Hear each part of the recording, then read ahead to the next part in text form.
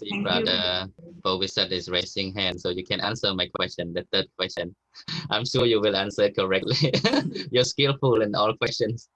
No, So I want to add answer to the question of the venerable camera.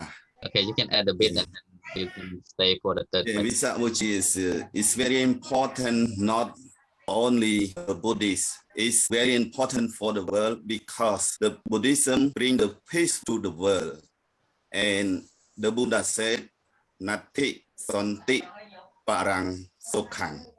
This is very important for the world. It's peaceful for the world. That's why not only for the Buddhists. Thank you. Yeah, okay, thanks. Thank you for your addition onto that. And I'd like to move to my third question for Brother Po Piseth. Okay, you can answer this very, very easy question. Okay, let me see. Number third, what is the birthday of the Buddha? Can you briefly tell about the day that the Siddhartha Gautama, who later became the Buddha, like his birthday? We know that birthday is very important for everyone, and everyone celebrate. I think most of people celebrate their birthday, so it is important to keep in mind what is the birthday of the Buddha. Thank you. You asked me when it was that? Yeah.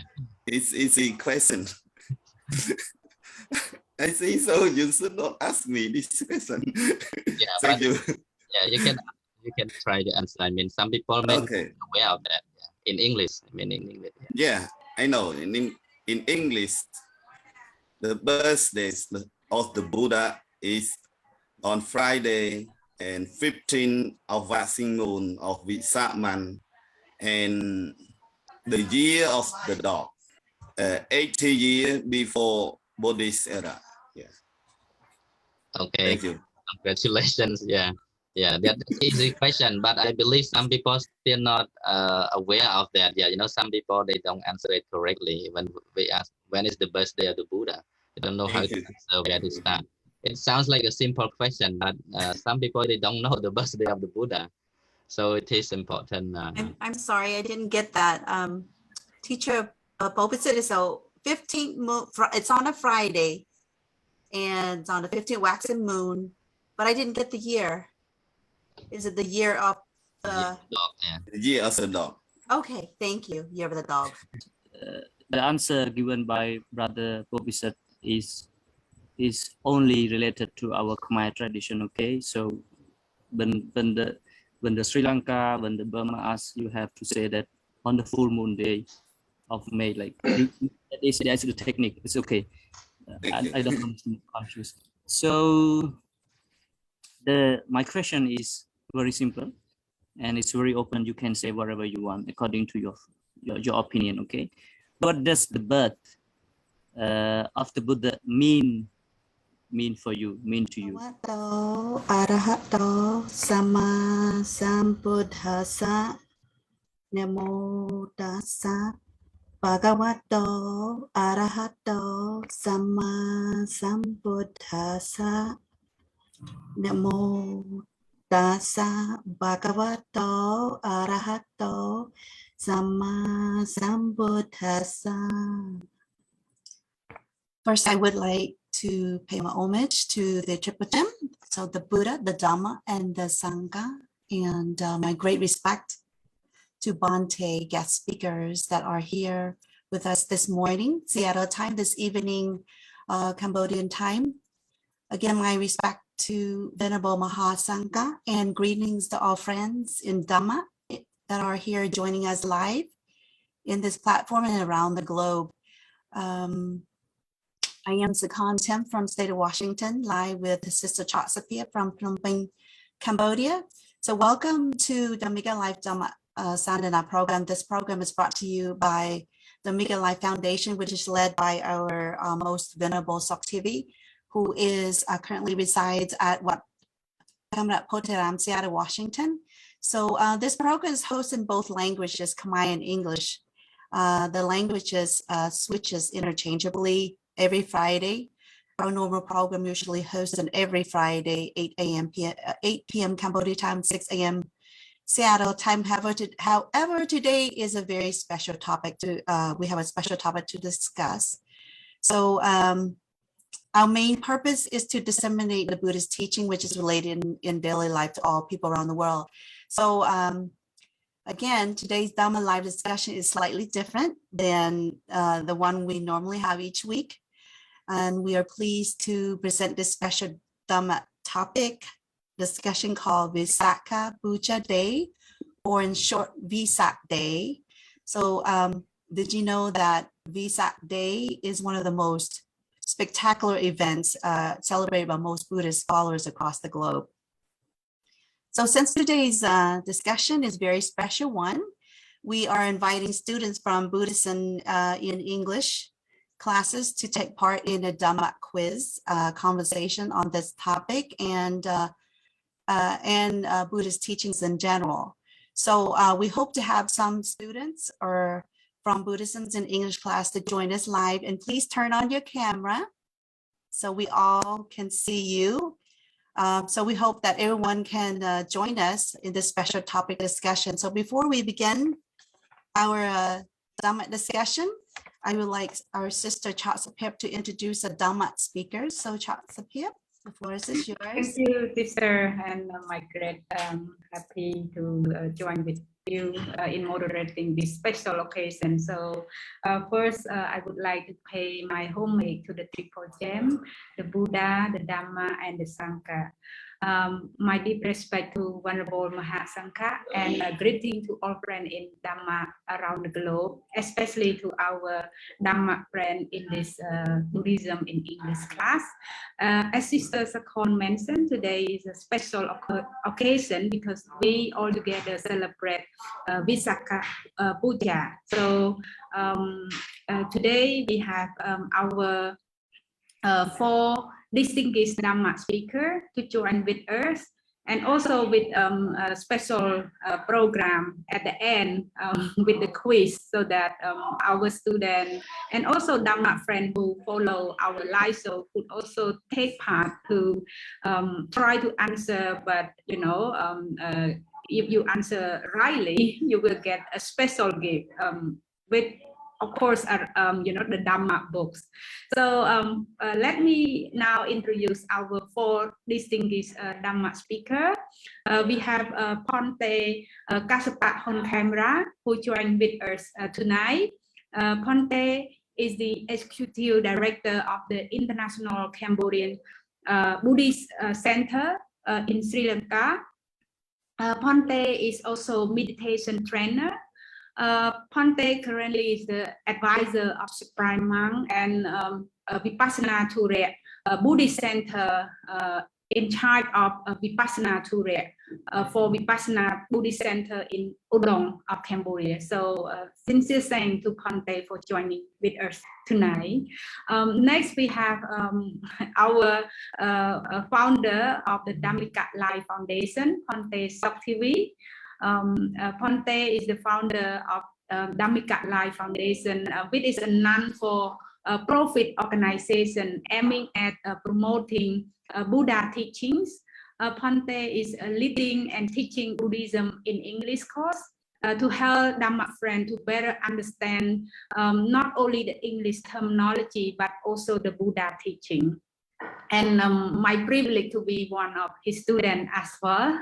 Ponte's latest publication, as we all know, is the Dhamma terminology, Khmer Pali, Romanized Pali, and Khmer English. Recently, Ponte just published the second version, and it has been widely distributed not only in Phnom Penh but across the country, even in Siem Reap, even in Battambang or elsewhere, and also to other countries as well in US, and some Australian friends also have access to the book. And currently Ponte is residing at Wat Kamrat Pothiram in Seattle.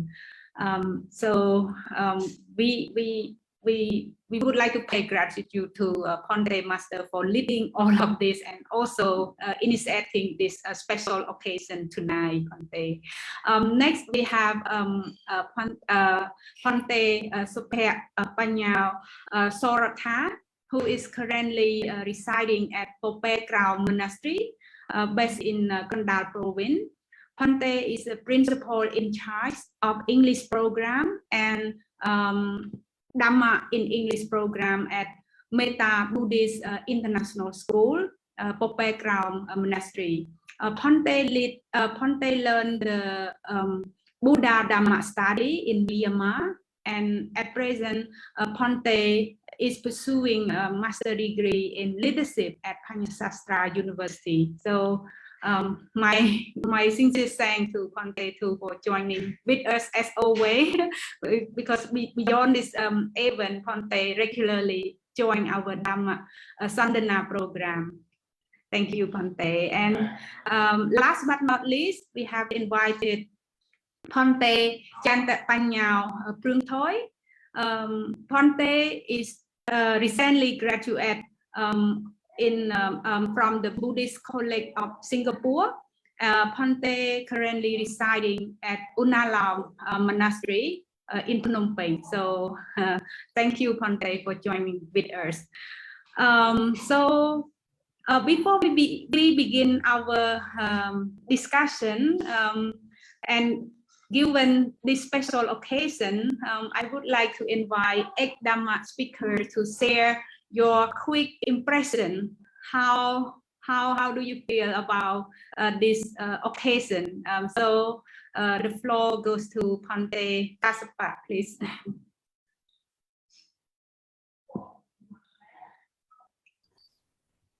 Thank you, sister, for the question. At the inception, I would like to pay my respect to the Triple Gem and dear Honorable Sirs, the devotees, friends in Dhamma around the globe. So once we hear the word Visākha-Pūjā or Visakh full moon day, it kinds of inspiration or motivation that this is a time for us to practice Dhamma as well as to celebrate, commemorate the greatest event in life. So we are very busy, in terms of engaging in different activities, both spiritually and materially. So for me, it kinds of inspiration is a push for me that, okay, even like for 7 days, I will put everything into the practice as much as I can. I'm not saying that besides these days, I'm not practicing, I practice, but so it kinds of more aspiration that we put ourselves into the practice and sacrifice our life to serve the Buddha. Okay, so that's all. Thank you so much, Ponte. So from Sister Joseph. Thank you, Ponte. So I would like to invite Ponte Sok Theavy. Please share your impression with us, Ponte. Namo Buddhaya, my homage to the Buddha, the Dhamma, and the Sangha, and my respect and greeting to all Venerable Dhamma speakers that have joined in the Zoom live right now. We have Venerable Kassapa, Venerable Soratha, Venerable Prungthoi, and all people in the Zoom right now. Especially we have our Dhamma students from Dhammika Academy classes. At least we have 4. We have invited 4 classes, and also different people also can join in this platform that we have never done before. So we decide to do in a different platform today in the hope that we can get more involvement with the discussion. Normally we only have the speaker talk on each event, but on this very special occasion for the Visākha this year, we would like to have more students engaged in the conversation so that they would be able to contribute their idea, be able to take part in answering the Dhamma quiz. That's a kind of provoke them to have more interest in doing research about the Buddha Dhamma, and especially to get involved in the general activities that to welcome the Visākha Day. It is so important. As we see in Cambodia, previously, Visākha-Pūjā participation is not really interesting for Cambodian people, but as I have observed for the last 10 years, more and more Cambodian people, especially our monks, come to, take part, and especially they try to lead the people in a large scale, so that more and more people get involved with the event, because as we everybody aware that this event is the biggest event in Buddhism. So for all Buddhists, it is the most auspicious event that we come together as a community to do something special in order to pay homage to the Buddha and his teaching, and especially we kind of remind ourselves about what the Buddha taught and try to apply the Buddha's teaching into our daily application. That is so important to be able to be to remind ourselves with what we have learned and put into practice.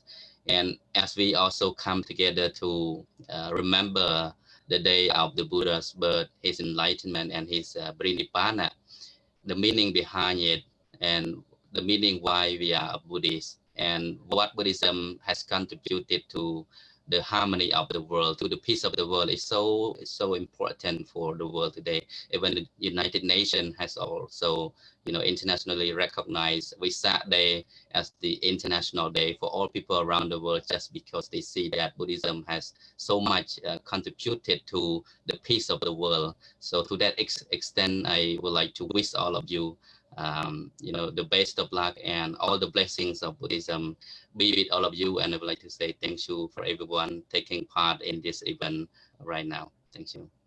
Thank you so much, Ponte. I hope our student here and also Dhamma friend who are listening to the program at the moment could catch some keywords from Ponte, because I believe some would be taken in the quiz as well.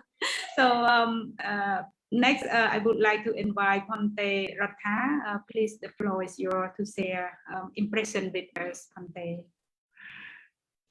Namatu Ratanatiyasa, my adoration be to the Buddha, Dhamma, and the Sangha. I would like to pay my respect to Venerable Buddhas and great regard to the lady devotees present here. I have a great honor and privilege to be here again. As we are aware that we celebrate the Visākha Day in order to commemorate the three events of the Buddha: the birth, the enlightenment, and the demise, the Parinibbana. So the Buddha, the Bodhisattva, come to the universe in the simple way as the human being that came to the universe like the normal corporeality. And the enlightenment of Buddha, it is called the Dhammakaya, or we can say Dhamma corporeality or Dhammakaya. And then for 45 years, the Buddha got demised, the Buddha get into Parinibbana. So that the Parinibbana of the Buddha, that means the Parinibbana of the demise of the normal corporeality, the normal body, not the Dhamma. The Dhammakaya still exists with us today. The Buddha come to the universe, the journey of the Buddha in the universe, to fulfill not only the benefit for himself, but for others, for many people, for innumerable sentient beings who are encountering suffering in the universe. So he come to the universe in order to have himself to get enlightenment, and to have others to get free, to get freedom from the samsara. So that means he come to enlighten himself, and especially to enlighten others. So we need to enshrine the Dhammakaya, the Buddha teaching in our heart, in our soul, and try to put it in daily life in order to practice that, gain peace and wish peace and prosperous in the life for ourselves and others. Thank you so much. Thank you, Bhante. So I would like to invite Bhante Thôi to share your impression. Bhante, the floor is yours. Tahang Tahamang Sangkahang Namami. I would like to pay my homage to the Buddha, the Dhamma, and the Sangha, and my highly respect to most vulnerable among the Sangha communities, all the Dhamma speakers today, and the audience. And I also would like to say very good evening from Cambodia to all the devotees on the globe. It's my great honor to be here today on the discussion of Visākha Day, and it is important for us to understand and to keep more practice according to what the Buddha had been taught us.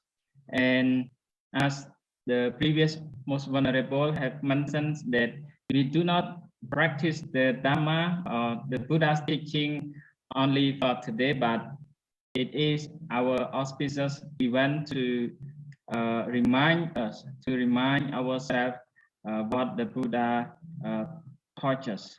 And Visākha-Pūjā is considered as the International Day, and it is a peace day. So may the world be more become peace for today's world. Yes. So that's for short of the beginning speech. Thank you.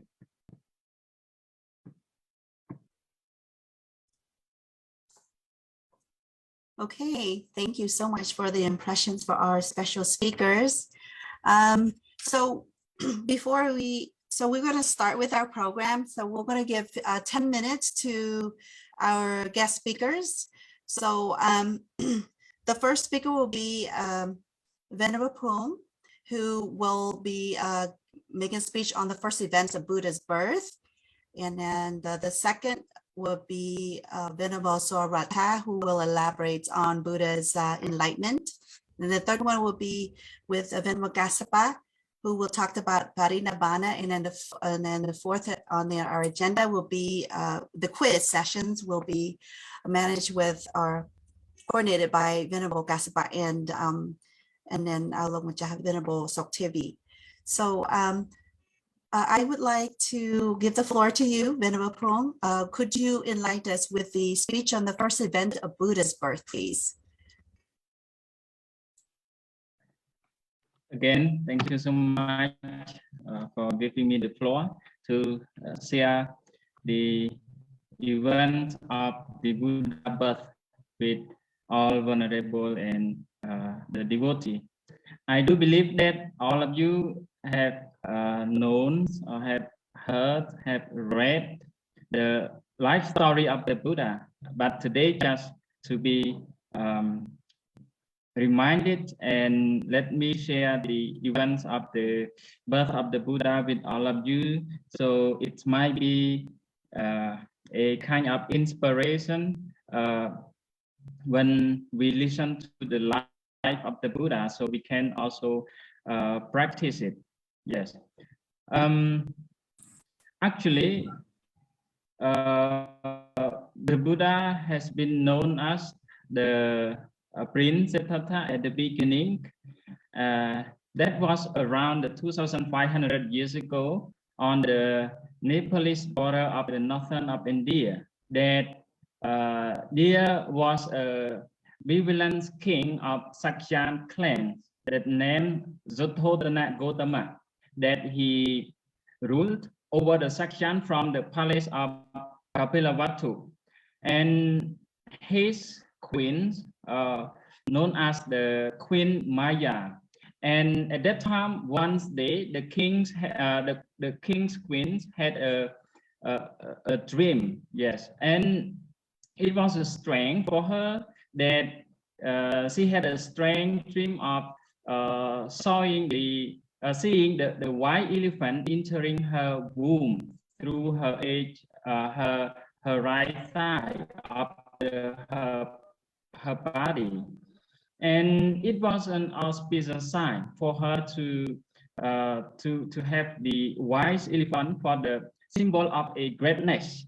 And then she knew that that was conceived as she conceived a child who would be unique for her. And during her pregnancy, she was happy and healthy and led a pure life, beating once he was be of such a baby. And then the kings and the subjects eagerly awaited for the birth of the royal child, and it was an ancient Indian custom for a woman to return to a parent's home for the birth of her child. So when the time came, the Queen Maya obtained the king's consent to leave the palace for her parents' home, her parents' palace. And a royal party accompanied the Queen sat in chair for the very long journey. And on the way, she stopped at a garden called Lumpini Park, where a big shady tree grew, and it was springs at that time. So it flowed, the flower was blooming in the park, which her met around her and strolled in the ground, enjoying the beauty of nature. While resting under the shade of the salad tree, she gave birth to a boy. So everyone around her was delighted at the event. And after the rebirth, the prince which took the palace on the day of the full moon in the 5th moon of the year, and the royal party returns to the palace without going to the queen's mother's home or the palace. And the king Suddhodana was filled with joy, and there was a rejoicing in the palace throughout the country. And then after that, there was an old sage called Asita, who had retired to the mountains not far from the palace. And the sage Asita noticed the radiance about the palace and realized that a prince had been born. And immediately he went to the palace and he looked at the royal baby. Once he reached to the palace, he said to the king, and the king Suddhodana said that your reference, what is the reason for your coming here? So the king said to the sage, and then in a great eager, the Asita replied, where is your prince? So he asked to the king, and with a being proud and happy, king quickly brought the baby to show to the Asita. So when he took at the baby, Asita was very, very delighted. And at first he smiled, and then he began to shed tears of sorrow, seeing such a sudden change of feeling in the sex of king. The pastoral and anxiously questioned him. He was afraid that the old sex foresaw the trouble for the prince. And then he asked, will some misfortune befall the child? And Asita answered that among men, he is unique. I foresee no harm for the boy. He will achieve the highest knowledge. He will become the Buddha, a sage, unequal purity, the enlightened one. And through the compassion of many, he will spread his teaching. A little of my lifespan now remain, and I shall die soon. This is the word from the Asita. And I shall not hear the good teaching. This is what he said. And that's why he was fall out of the tear. And after that, he predicted that the Asita, then he paid the homage to the royal baby and left the palace. After that, after the happiness over, the birth prince Siddhartha was over. At that time the sad event have come because of the passing away of the queen. And this is one day after his birth, and the queen just passed away, and the queen's sister Pati took over the responsibility of being a mother of the prince and brought him with a love care. So that is the great events that we talk about the birth of the Buddha. So just to remind to our audience that the Prince Siddhartha was born just around 2,500 years ago into the royal family of the Sakyan, and the prince father was the Sutthodana and his mother the Maya, and he was born in Lumpini Park. And the name of Siddhartha, which means wish fulfilled, and the prince's mother passed away just one day after he passed away. And because of the birth event of the Buddha, that we are reminded to remember the events of the Buddha. And for the Buddha's event of the Visākha-Pūjā today, it is our reminding that we can remind ourselves to practice what the Buddha has been taught, and then we continue the practice as we can. So I would like to say thank you very much for most vulnerable sir and our lady devotees. So hopefully what I have just shared, it can be inspired for you, and we can learn more about the life of the Buddha. Thank you very much, and I would like to give the floor back. Thank you. Thank you so much, Venerable Prongtoy. So this is the very first great event that's happening on May 15th, on the full moon. And I hope that our students, our audience would catch some of these special things that Venerable Prongtoy would say, because I know we're going to have a little conversations quiz at the end. And so now I would like to give the floor to Venerable Soratha. Could you please elaborate on Buddha's enlightenment? This is our second event. This is the second event that's happening on the Vesak day. So, okay, thank you so much for Nyom Sakon for giving me the floor again. In order to elaborate the second event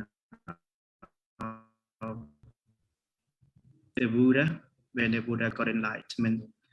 Our Venerable Prongtoy already elaborate on the birth of the Buddha. That is the great event that we celebrate. Is also celebrate this in this Visākha. As we are aware that the palace, because the four side, or we can say the four divine messenger, aging, sickness, death, and also the ascetic or monk. This four side that the Buddha contemplate again and again, sing again and again, that he has compassionate feeling to being that they have to encounter aging, sickness, death in this life. Only the ascetic life or the monk life that can find the way out of this suffering. So he renounced the world at the age of 29, as we are aware. And then he led himself as homeless life, as a wandering ascetic. After that, he met the two teachers. The first one, Alara Kalama, and the second one, Uttaka. The two teachers are were well known as the greatest, the famous teachers at the time. But these two teachers only taught him about the worldly knowledge that can attain jhana or something like that. But at that time, the Bodhisattva, the Buddha to be, cannot drink. So that he left from these two teachers and then find the way himself to practice in order to get away from suffering in the samsara. At that time, we practiced self as this how to say, self-austerity. As we are aware that the Buddha practiced self-austerity for 6 years, to practice hard, to have the hard practice. He practice very deep on meditation, but he tried to not to take food or stay in the cold weather or something like that. So for 6 years he practiced austerity, self-austerity or self-mortification. It is just that kind of the extreme. The Buddha at that time, remember the two extremes. The first one, the practice in self-indulgence, to enjoy in self-desire. And the second one, to practice in self-mortification or self-austerity, that these two extremes cannot find the way out of the suffering in samsara. And then the Buddha aware that only the middle path, only the middle way that can lead him to get enlightenment. And then the Buddha, again start to obtain food, and and then the Buddha obtain food from a lady Sujata, as we are aware. And there was a perfect story of the Buddha, between the Buddha and Sujata, but I don't want to waste time to mention it. And then after obtaining the food from Sujata, the Buddha went on and on to find the place so that he can sit himself cross-legged and to find the Uddiyana, Sappanyuttiyana. And then he get the banyan tree that we call today Bodhi tree, the banyan tree or Bodhi tree, and then sit under the Bodhi tree to front his face to the eastern part. Actually, the Buddha sit to the other part as well, the western, the southern, the northern, but they are not comfort for his sitting, for his sit, so that only to the eastern part that comfort his sit, so that he went on to he decided to sit and then made this resolution like this: though my skin, my nerves, and my bones all waste away, and my life blood go dry, I will not leave this seat until I have attained the highest wisdom called supreme enlightenment that leads to the everlasting happiness. So he have the resolution like this, and then he went on to meditate, went on to contemplate. At that time, he meditated on anapanasati kammatthana, or we can say breath in and breath out meditation. Focus on the breath in and breath out, and his mind become tranquil, calm, and peace. At that time, also the dust or the evil thought come to his mind, but he tried to be steady, to practice firmly on that seat. On that time, at that night, as we are aware that the Buddha got enlightenment on Wednesday, the 15th Visākha, 45 years before the Bodhisattva. So at that night, when the Buddha got enlightenment, so I divide, or I separate the night into 3 voyages, because in Khmer we call Yim, start from 6 to 10, it is the first voyage. Start from 10 to 2, it is the second voyage, and start from 6, it is the last voyage, the third voyage. So the first voyage, the Buddha went on to meditate on breath in and breath out, and then he obtained the first jnana, the first knowledge called Po Piseth jnana, or Visākha-Pūjā, the ability to his own past births, to know 1 bird, 2 bird, 3 bird, 10 birds, 1,000 innumerable bird from his previous life.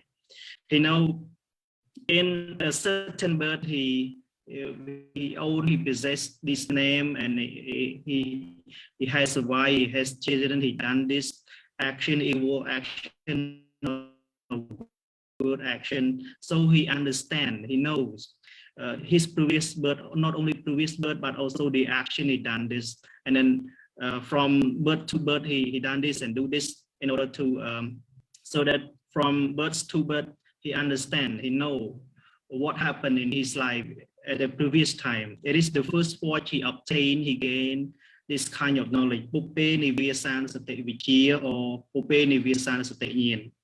And then come to the second voyage. The Buddha went on to meditate. His mind become more tranquil, more calm, peace. And then at the time the Buddha attained another knowledge, obtained another knowledge called Visākha-Pūjā, with the ability to understand, to know the beings, birds. The first voyage he obtained the knowledge that he can understand, can know his previous birth, innumerable births, his own previous birth. But this second knowledge, at the second voyage, he understand, you know, the beings, birds from previous life.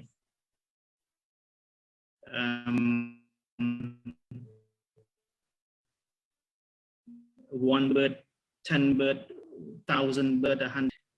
He went in to meditate again, to concentrate, and then as we are aware, we know that at that time the divine Mara come to disturb him, to want to conquer, to take over his throne. And then the Buddha tried to fight with his own wisdom and you know, his own parami, and then to chase, to fight, to get away the Mara and his how to say, his friend, his to get away of the Mara. And at that time the Buddha went on to meditate, went on to contemplate about the Padajjasamubhada. We call in English dependent origination or dependent arising, or in Pali we call Padajjasamubhada. It is that kind of vipassana. At that time the Buddha still a Bodhisattva, still a Buddha to be, not become the Sappanyuttayana yet. But when he practiced, he contemplated on Padajjasamubhada. He find out the cause, the root cause that bind being, that tie being to encounter suffering in the samsara. There are two roots, avijja and tanha. Ignorance and growing, that is the two root, the main root that bind, that tie being, or including himself in the samsara, encounter suffering in the samsara. 1 bird, second bird, 1 bird, 2 bird, innumerable bird in the samsara. So that he find, and then he tried to, you know, to smash, he tried to, you know, how to say, to broke this kind of root, and then his mind become steady and calm, and then he got enlightenment. When we meditate, went on to meditate, we do vipassana, he do vipassana on this Padajjasamubhada, avijja, tanha, that one thing arise because of another thing, avijja sankhara, avijja paccaya sankhara.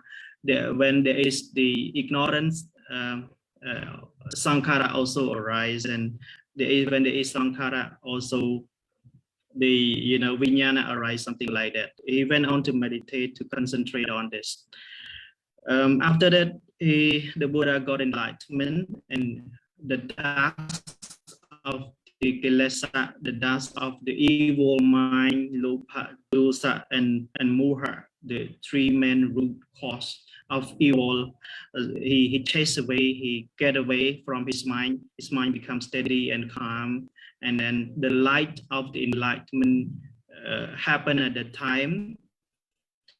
And then the Buddha uttered his first words, uttered his first speech, that is, we call in Pali Pathama Vacha, that I would like to recite in Pali. Sorry.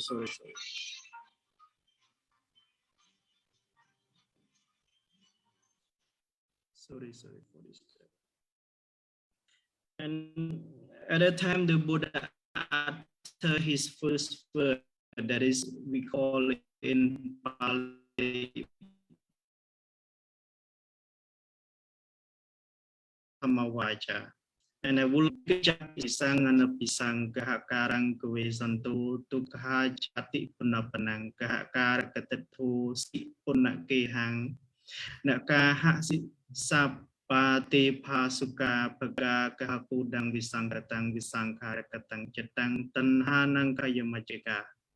Through many birds, through innumerable birds, existence in the universe, I wander in the round river, seeking but not finding the builder of this house, the builder of these existences, called graving or tonha.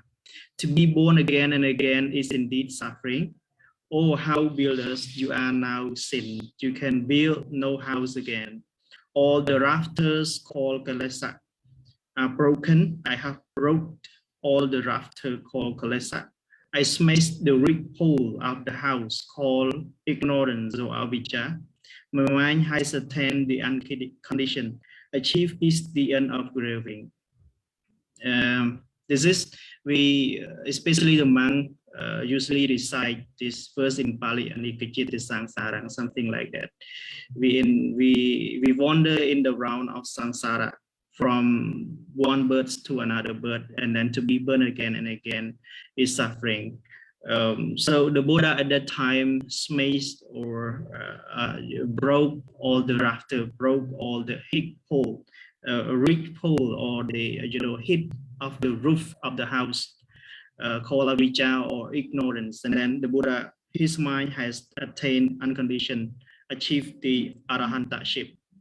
So at that time, the Buddha become fully enlightened, become omniscient one, become an awakened one. He has the ability to enlighten himself and also the ability to enlighten others. So there's the special, the special ability of the Buddha. He has the ability to enlighten himself, to help himself to get fully enlightenment, and then has the ability to enlighten others. Not like the Pajika Buddha, or we can say in English, individual Buddha or lonely Buddha. The lonely Buddha has the ability to enlighten himself, but has no ability to enlighten others, to explain, to tell, to to elaborate the teaching, the noble equal path to others. In the commentary, explain the enlightenment of the Pajika Buddha like, the dream of a deaf person, a mute person. Even a mute person dream of something, but he has no ability to talk, to tell, to explain what he dreamed to others. So the Pajika Buddha like that, he has no ability to explain about the Noble Eightfold Path. He has the way, he understands the Noble Eightfold Path by himself, but has no ability to explain the Noble Eightfold Path to others. But the Buddha, the Samma Sambuddha, the fully enlightened one, the fully awakened one, has the ability to do this, has the ability to enlighten himself and also the ability to enlighten others. So this is the story or the event that elaborate on the Buddha God enlightenment. Actually, at the event have other things more than that. I just want to make it short. I just want to make it simple so that I try to explain in this way. So any mistakes, please do apologize me, and then my elaboration also finish about the Buddha God enlightenment. Okay, thank you so much. Sadhu. That is a lot of explanations with that, with the enlightenment. The Buddha's gone through so much, and so that's so amazing. That is the second event. So the first event is birth, second is enlightenment. So now we're going to have Venerable Kassapa to go over, give us a little enlightenment on Parinibbana. So the floor is yours, Venerable Kassapa. Thank you, sister. So detailed account has been presented regarding the two special events. One is the birth of the Buddha, the second one is his enlightenment.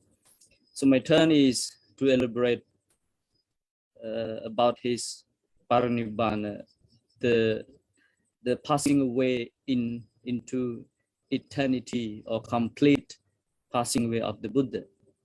It's a long story according to the Mahaparinibbana Sutta, but I would like to bring very special points. First thing is, everything is well planned with strong determination after renunciation of his passing away before the Mara.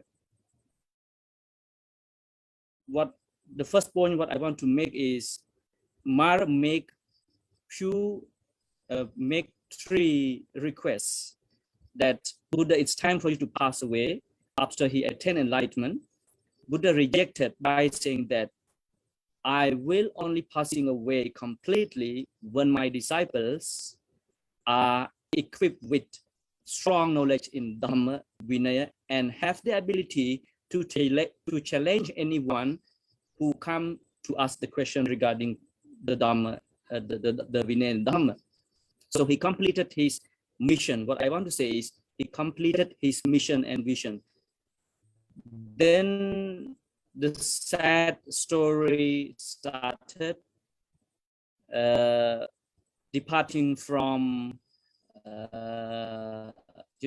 Pataliputta, and he finally turned back and looked at the Pataliputta.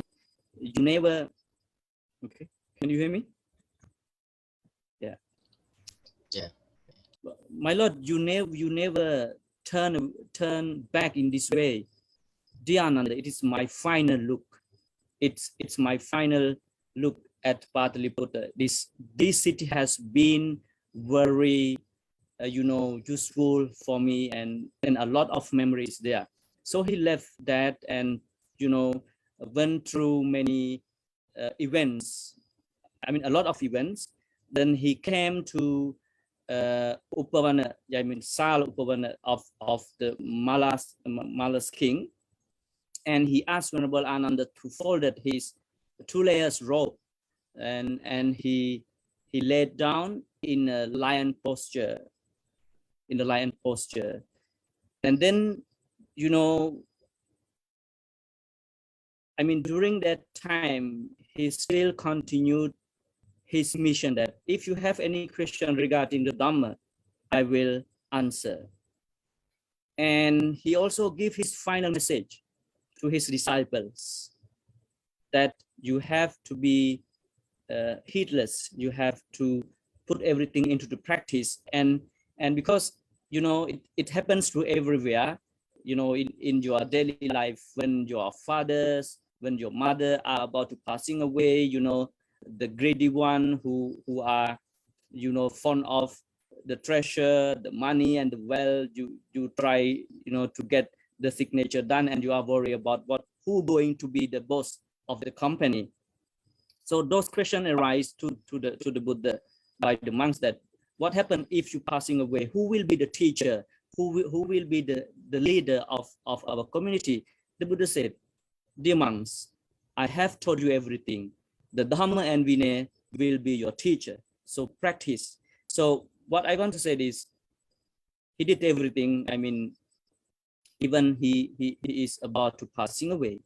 So then this is the well planned, and he also praised Venerable Ananda before the monks. He was a very great attendant, and Venerable Ananda crying, he went to the kuti and leaned against the door post, and he started weeping and crying. He said that my master was very compassionate to me, and I'm still not reached my perfection. I have not attained the full enlightenment. I'm still the stream I am in a state of stream entry. So he started crying because he missed the Buddha. And then he was asked to come to the Buddha, and the Buddha advised him, and you are the good one, you can put everything into practice, and so on. Then we are reaching the stage, you know, when the Buddha was lying down. Venerable Upavana, he was the former attendant of the Buddha, and the Buddha rebuked him and asked him, "Dear Upavana, please don't stay before of me, you have to go back." And all monks are shocked. Why Buddha did that? Even Venerable Upavana was bad, you know, as he was an attendant. And then, but finally Buddha explained, no, it's not something wrong with him. I asked him to come back because there are thousands, billions, countless of celestial beings are waiting to see me, are waiting to pay respect to me, and they cannot see me because Venerable Upavana is sitting before me. Like the thing what I would say, that there is the power of Venerable Upavana that cannot let the celestial being see the Buddha, because I mean, this is another story. So then the event started, you know, and you know, everyone was wondering how the Buddha attained his parinibbana. The things happened like this. Venerable Anuruddha, and he was the one who well known for his divine eyes. Then Venerable Ananda asked, "Dear Venerable Anuruddha, has the Buddha passed away?" Venerable Anuruddha said, "No, he has not yet." Then he explained how the Buddha did.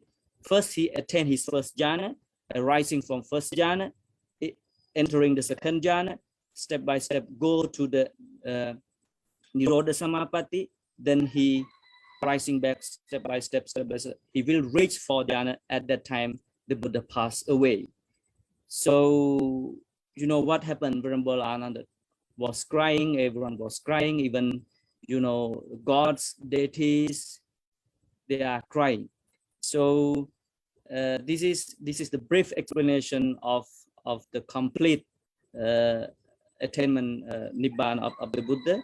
And then after that, the body was, you know, cremated, and his relics was distributed, you know, shared, distributed, and some relics were determined to be enshrined, you know, different places like Sri Lanka, like Naga world.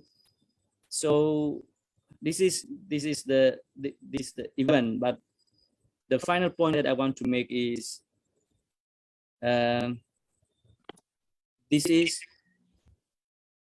the greatest event in our life that we can integrate, you know, each and every event of the Buddha into our life. That when he said that agohamasming lokasa, when once he was born in the world, he set his plan very well, that I will finish my mission, only that I will pass away. So I think we are following his mission and vision, and it's, you know, all credits go to all of us, and especially Venerable Sok Theavy that, you know, arrange such event that us, I mean, for us to share our knowledge. So that's all from me, Sister Sakon. Yeah. Thank you so much. There we have it. So this Vesak Day is this great special event, 3 events, the birth, enlightenment, and parinibbana. And so now we're going to move forward and want to give the floor to Sister Chatsapip. So Sister Chatsapip, would you like to take over, please? Thank you, Sister. And thank you so much to our Dhamma speaker for sharing insightful, you know, like story about the Buddha's lives, including his birth, enlightenment, and also the parinibbana. So I hope our Dhamma friends who are now in the class, in the room, as well as those who are following through our live show can catch up some keyword and key story, because I believe our Ponte Master may have a question that relate to what Dhamma speaker have said. So now our special program come to, you know, like the quiz session. So please, our Dhamma friend, be prepared. And now I would like to pass the floor to our master, Phante Master Sok Theavy and Phante Kaspa. So the floor is yours, Phante.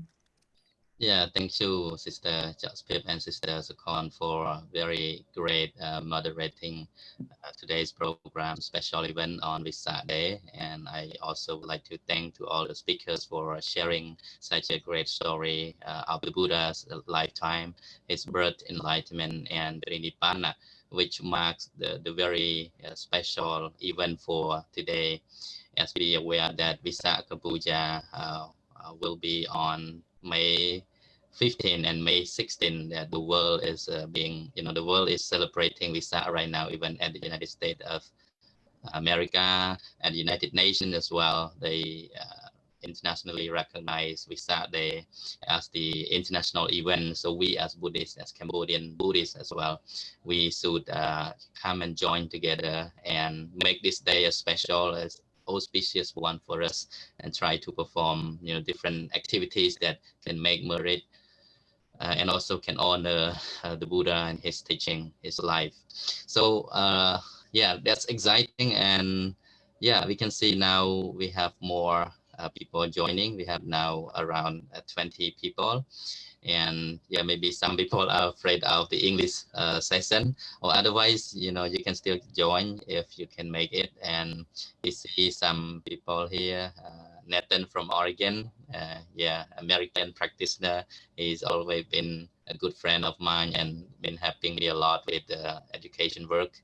And Henry just joining from Seoul also, and some students from Cambodia and from Buddhism and English classes as well. So I would like to encourage all of you, just voluntarily, raise your hand and answer the question that I will be raising. But just to encourage everyone that this platform doesn't need to be perfect. I mean, you can always try random questions, even you cannot answer it correctly, but it's a way we can get everybody involved in the conversation, in answering question, giving the answer. Try your best to give the answer.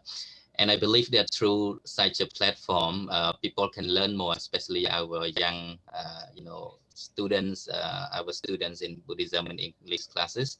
Even though you may not answer correctly, or your English may not be, as good as others, but don't feel upset for that. Just try your best to practice. This is the platform for everybody to practice. I don't expect perfection, but I expect everybody, to be brave and be able to join the conversation freely. So yeah, I encourage everyone, if you can turn on your camera right now, so we can see more people on the live screen. And the question that I'm going to raise along with Venerable Kassapa is something around Visākha-Pūjā, and some question also related just in Dhamma in general. And I believe that all the questions are not very difficult. As I can see, the question from Venerable Kassapa mostly, like opinion, giving ideas and opinion of your own experience on Visākha Day. So hopefully everybody can share, your own story, your own experience, how you're going to celebrate it, or something like that. So let me remind you about the rule for this session. So I and Venerable Kassapa and I will take turn asking the question, okay? But before we reveal the question, I will have, for example, if we're going to raise the number one, the question number one, so I will ask our volunteer to raise their hand first, so that the volunteer will be selected, maybe one person at a time. They just raise their hand, and I will select somebody to answer that first question. Only then me or Venerable Kassapa will ask the first question, so that it's going to be a surprise question. We don't reveal question at the first hand, so we select person first, random person and random question. It's like fun, and it's going to be a surprise for everybody, and see how much you can answer, how much you can learn from this platform. So yeah, let's begin right now. So I would like to invite Venerable Kaspar to start off his first question, because I see his first question here is very good for a start. So Venerable, I will invite you to ask the first question. But before that, I would like to ask our volunteers. Anyone can raise your hand for the first question. Anyone can raise your hand right now.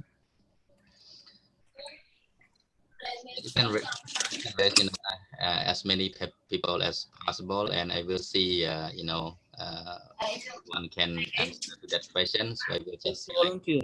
Soton. Yeah. Okay. So now we have Venerable Sung Sutun raise his hand already. Venerable Sung Sutun from Tutumpung. Yeah. So Master Kaspar, you can ask the question right now. Okay, thank you, Venerable Sok Theavy, for the.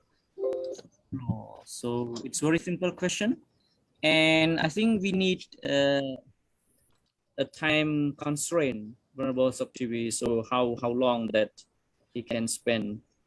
It's okay, like In answering the question, or in like trying yeah, to answer? answering the question. So because my question is kind of maybe giving opinion. Maybe within just 3 minutes is good enough for Yeah.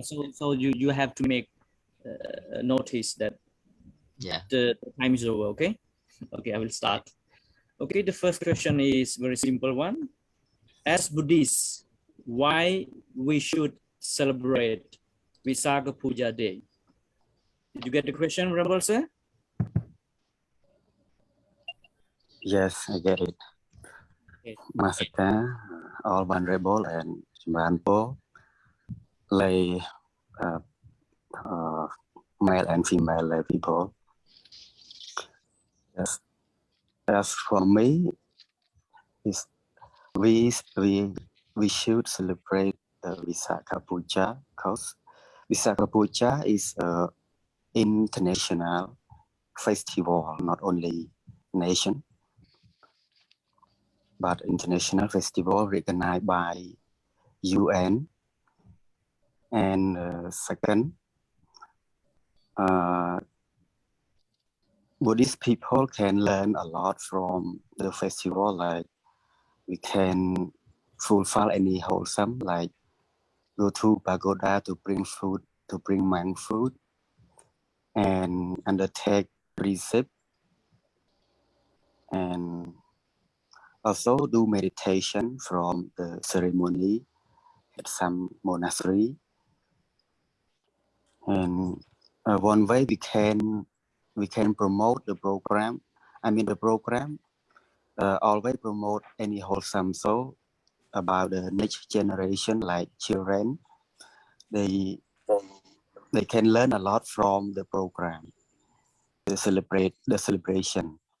So in order to keep our Buddhism life, we should keep celebration the Visākha-Pūjā. Thank you. Okay, thank you, Venerable sir. Yeah, acceptable. And so you don't, Ponte, you don't need to ask another person. If the question is already okay, we can just move to the next question, right? Or you want to have somebody else adding on to that? it's if someone want to add, we give one chance. Yeah. In addition to his elaboration. Yeah, it sounds like a general question, so everyone can raise your hand to answer that. And so Venerable Sutton, yeah, congratulations. So you will get a reward with the English Dhamma book that we're going to present later. So Sister Joseph also take note while the participant answer questions correctly. So he or she will be rewarded with the English Dhamma book. Okay, Joseph, you can answer the question. Oh, you call me to answer, Ponte? Oh, you raised the hand. Yeah, anyone? Oh no, I make the accent somehow. I just congratulate to Ponte Sutton. Oh, okay. So if our Dhamma friend here would like to try, this is a very general question. So the chance goes to you. Yeah, so you can raise your hand. Any volunteer you would like to answer on the same question? Open broadcast back. You can raise your hand. you can just, if you don't know how to raise your hand, just on the reaction, you will see the sign of raising hand. Or otherwise, just turn on. Yeah, Ponte, I saw our Dhamma friend on Facebook, Konsim. I think it's Ponte Konsim. He wrote, "The Buddha devoted himself to all human beings. The deepest of his great compassion is the reason why we have to pay our gratitude to him." Yes. Yeah. Can be accepted. Okay, so congratulations to Ponte Konsim also, Ponte. Yeah, he doesn't join in the platform, but you know, anyone watch on the live also can you know, give comment under the live show. So if you answer correctly, so our teamwork will contact you and give the book as well. So feel free to join in any platform. Yeah. And okay, Venerable Kaspar, if not, can you give more detail about your answer? Yeah. Okay. Yeah. So as Buddhists, why we should celebrate Visākha-Pūjā Day? So I think it's very simple. And in addition to Venerable, I mean, the one who answered that, you know, like we have to value, we have to respect what the Buddha has done to us. That is we have to commemorate the Visākha-Pūjā Day, you know, with the feeling of reverence, with the feeling of gratitude for the Buddha. And the way we celebrate is not just do some things, but we have to practice his teaching. So this is my answer. The thing is, it's kinds of paying respect, gratitude, veneration, reference to the Buddha. So that's all about Sok Theavy. Yeah. Thank you so much, Venerable Kaspar. So I would like to ask our participants here to raise your hand for the second question from me. So raise your hand and I will select someone to answer. Anyone, yeah, just feel free to try on the quiz. Yeah, maybe just information to our Dhamma friend here, in case you don't know how to, raise your hand, you can just click on reaction, like on the bottom reaction. When you click on it, there are a raise hand sign, so you can click on it. Don't be shy, just raise it, or you just, I think raising a hand first, so that Ponte can give the question.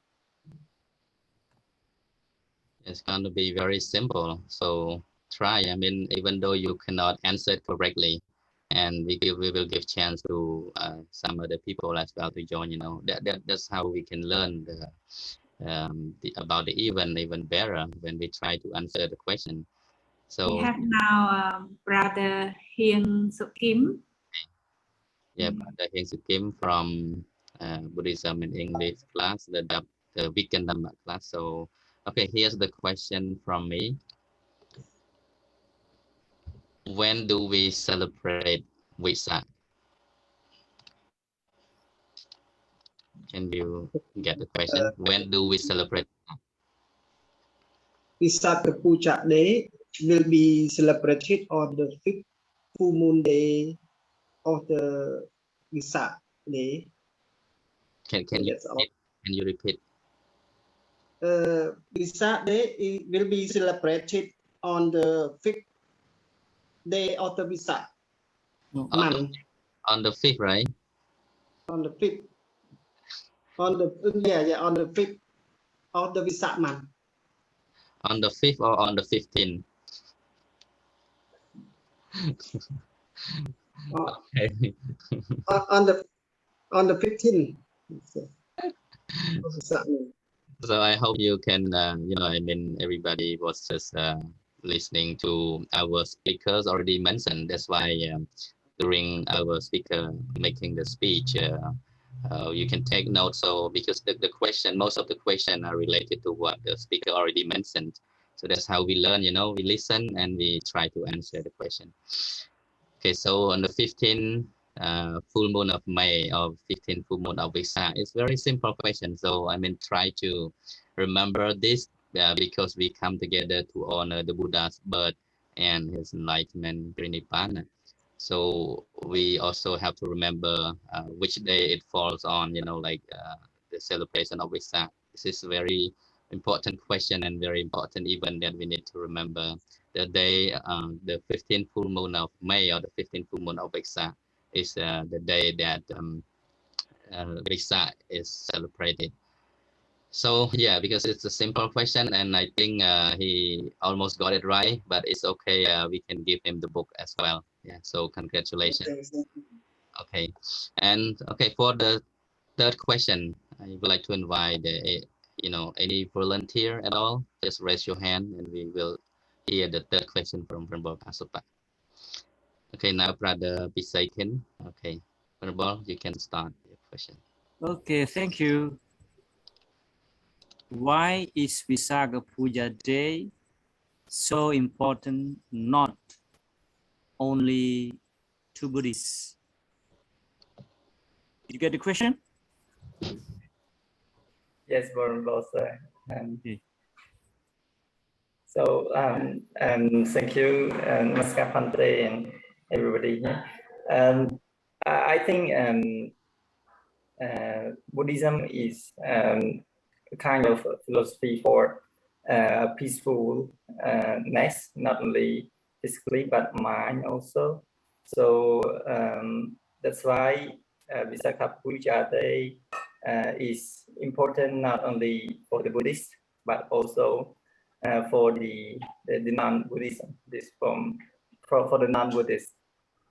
So it at least represents the day for kind of peacefulness, inner peace as well. So that's my answer. How is it? Is it complete answer, or you think something else would be another one? To be honest, to some extent, can be accepted, but any more volunteer would like to answer on the same question? Okay, now we can see. So you can select. Yeah, Brother Pony from California.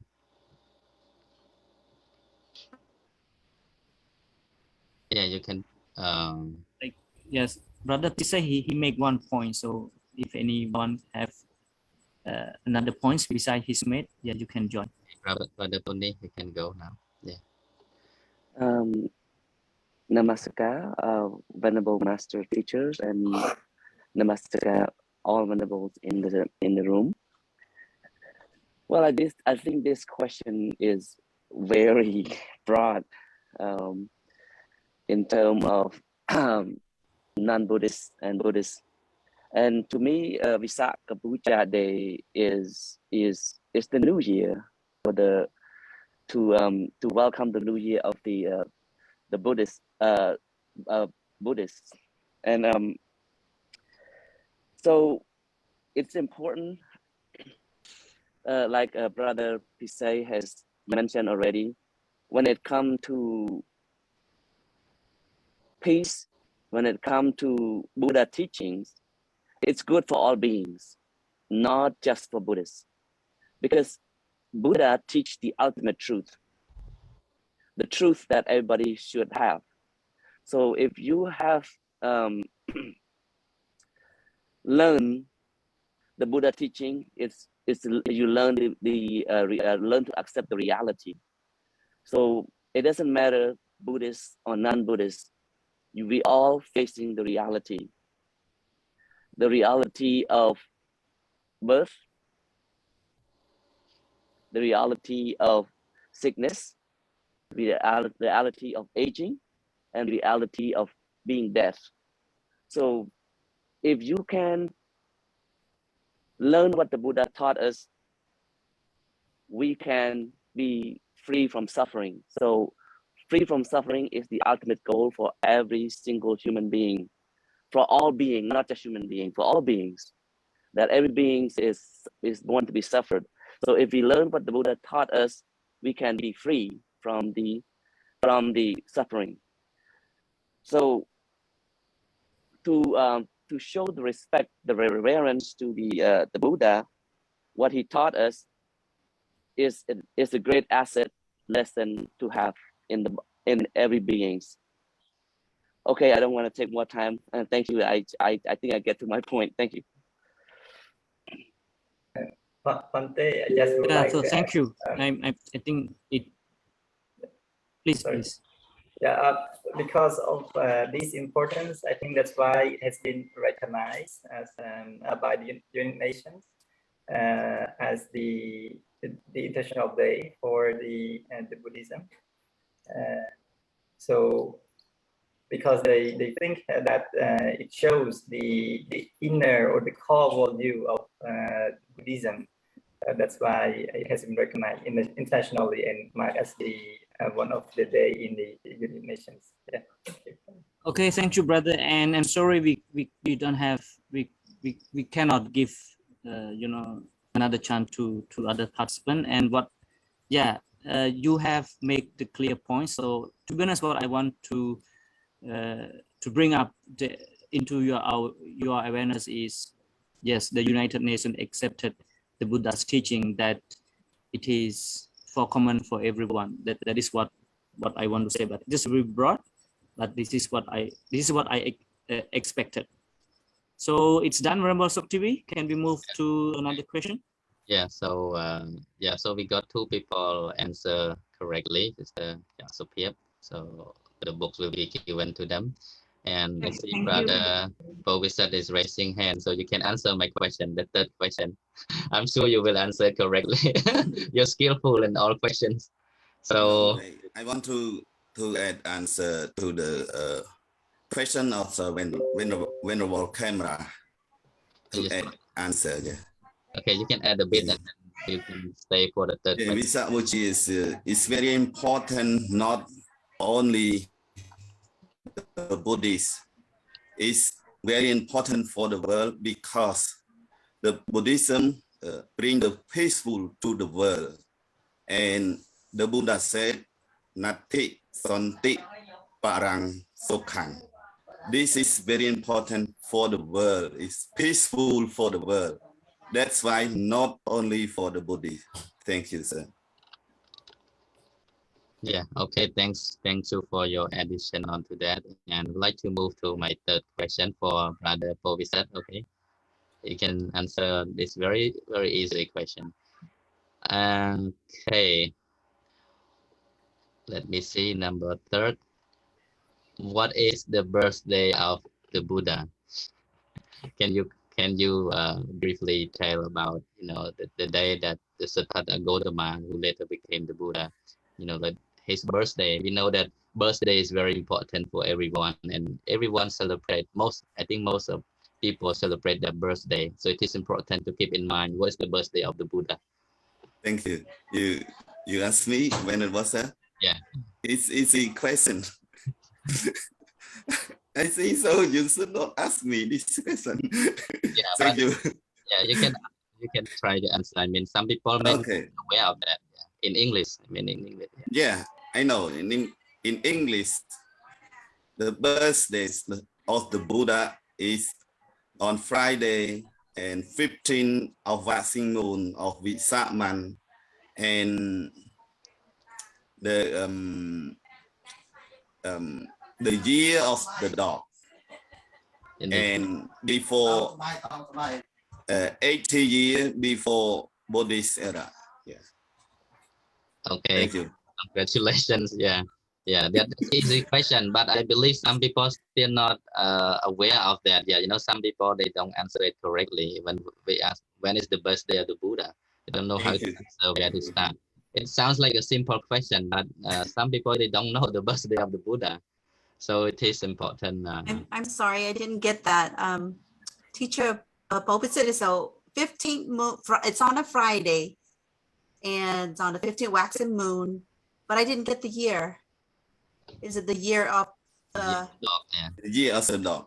Okay, thank you. Year of the dog. Okay, that's correct. So congratulations onto that.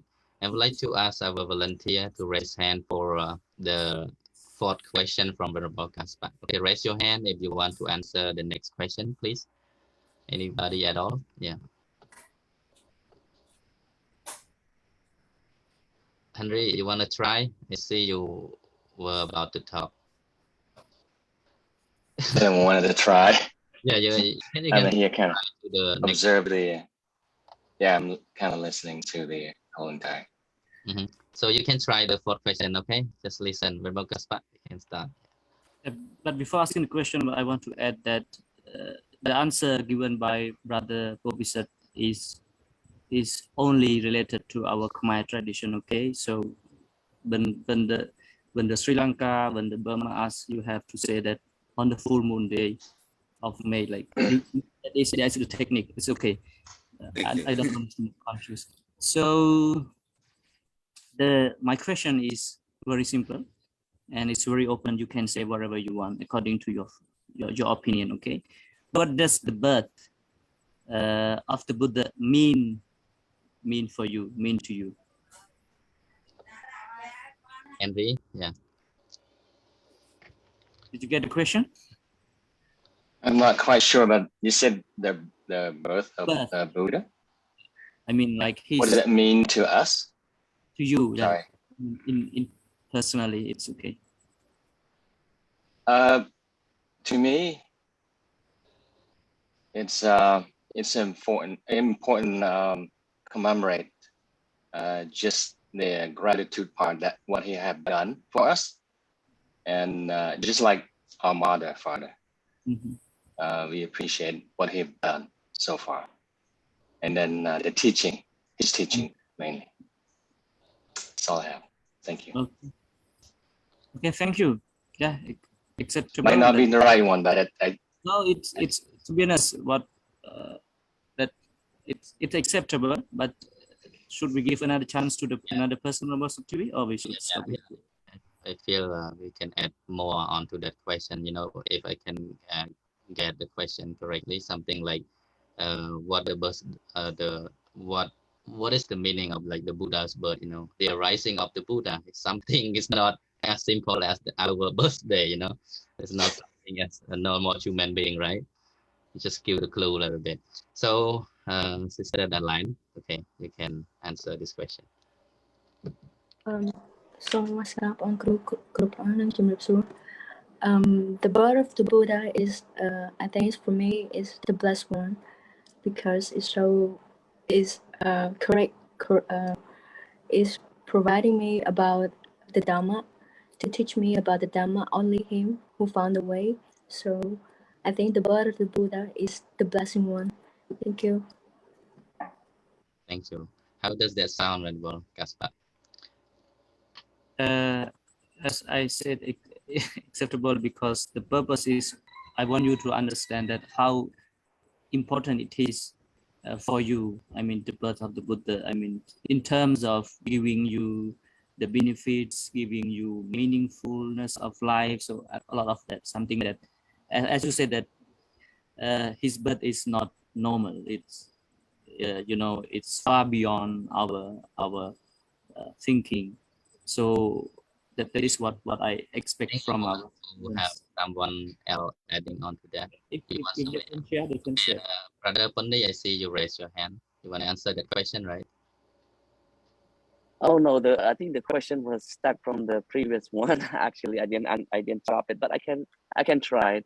Yeah, you can try. Yeah. Yes, the birth of the Buddha is important because he's the father of the peace. The father can bring the peace to the world. So if there is no existence of him, there is no Dhamma. So even though it's just the beginning, even though the day of the birth is the birth of a beings that could bring the Dhamma, the Sangha, and the peace to the world. Thank you.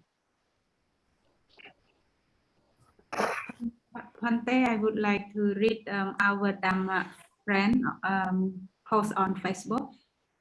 So Ponte Kunsim again, he joined us by saying that the birth of the Buddha is bringing the true Dhamma to the world.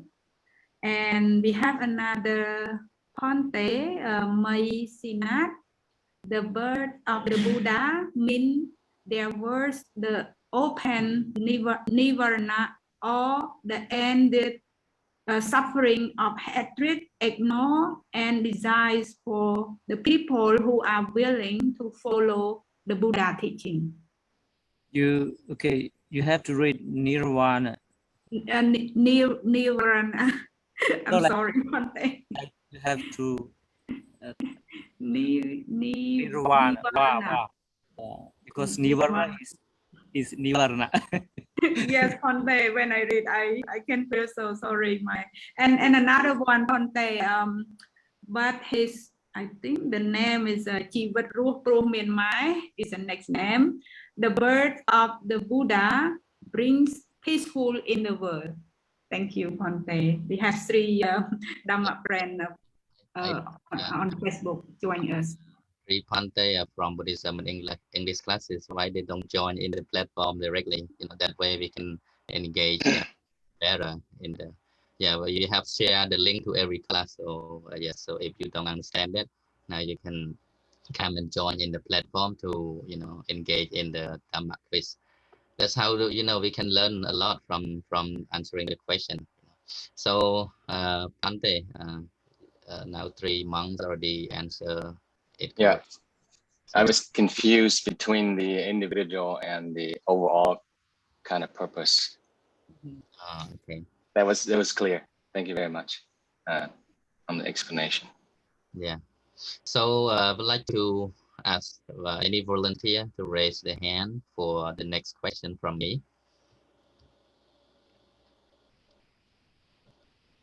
Anyone? Very simple question from me. Don't worry, but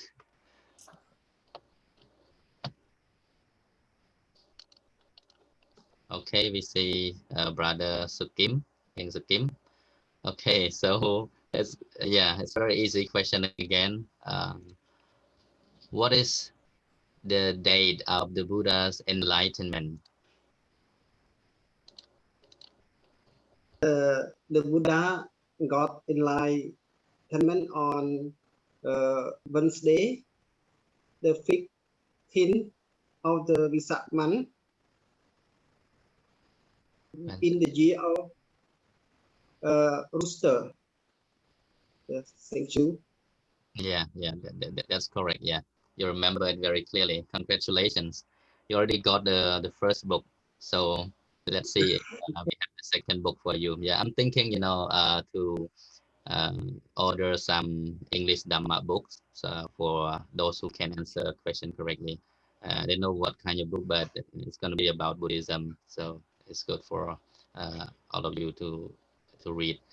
Okay, so Ponte, I'm sorry. We have our Dhamma friend joining on Facebook answering this question too. Is it acceptable or? We can. Yeah. Is Sister Peng Thaurin is our buddy classmate. She answered on Wednesday, 15th full moon day of Visākha, the year of the chicken. Yeah, chicken. Yeah. Yeah, I was just wondering about the animal signs and to the the certain number of years, numerical kind of years. Yes. Is that anybody can translate that? Namroka, yeah. Trahro Pipot, in Khmer language is a Trah Dang Ngai Put 15 កើតថ្ងៃពិសាខឆ្នាំរកាឆ្នាំមន់តែមិនគាត់ថា year of chicken ឆ្នាំមន់ប៉ុន្តែបើសិនជាយើងconvert ទៅជាលេខណាទៅជាលេខមួយឆ្នាំ1900ប្រហែលអីចឹងទៅ Speak in English, yeah. Sorry. I was just wondering the number, number of Ka is the animal sign, correct? So what would be the number in terms of year, like 2021, 2022? For simple term. Yeah, Sok Theavy? we can start. I mean, I have to think a little bit, but at least we know that the Buddha gained enlightenment at the age of 35. So we can count starting from the day of his birth until the age of 35. He gained enlightenment and he passed away at 80. So we can start counting the Buddhist era. You know, we know that Buddha birthday happened in the year 623 BC, according to United Nations. They stated that number, if I'm not wrong, 623 BC, so 600 years before Christ. So we can calculate that number. Okay. Yeah. Can do some homework on that, right? Okay. So 545 years before the Christ, I think, if I'm not wrong. Yeah. You can do the math later. Okay. So thank you, Pante. Let's move on to the next question. Yeah. Any volunteer for my question? Next question. Oh, not my question. Broadcast question. Or if you don't have volunteer, just pick up. Okay. Let me ask Nathan from Oregon. Would you mind answering the question from the broadcast? I'll give it a shot. Yeah. Let's try. Yeah, it's Nathan. How are you doing? It has been a long time. Good to see you. Good to see you. So it's very simple question, and you can answer whatever you understand from your own perspective. So what does the enlightenment of the Buddha mean to you? Like, it's mean that what is the importance of what is the significance of his enlightenment to you and to the world, right? Well, the enlightenment of the Buddha is very inspiring because he showed us the way to our own liberation. It's the pathway to the end of suffering for us, both personally and on a broad scale, where people can follow his example, follow his path, and understand how they can overcome their own personal suffering and achieve a final liberation. So it's one of the most precious gifts that he has given. So, in a brief explanation here, in my understanding. Acceptable. And want to hear from more people, Honorable? Yeah, in addition to his answer, anyone can add. You are welcome. Yeah, any more volunteer on that question?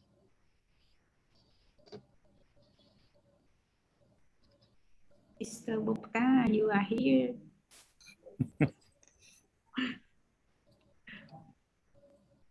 It's a general question. I mean, you can give idea from your own personal experience, because it relates to his life. But to be honest, is what I want is your ideas. So please be brave and to present it. It's okay. Okay, we see now when the ball Sung Sathun. Yeah, please. Good evening again. To me, the Buddha enlightenment is the best case for me and for other people, because beside the Buddha, no one tell me the truth, and no one tell me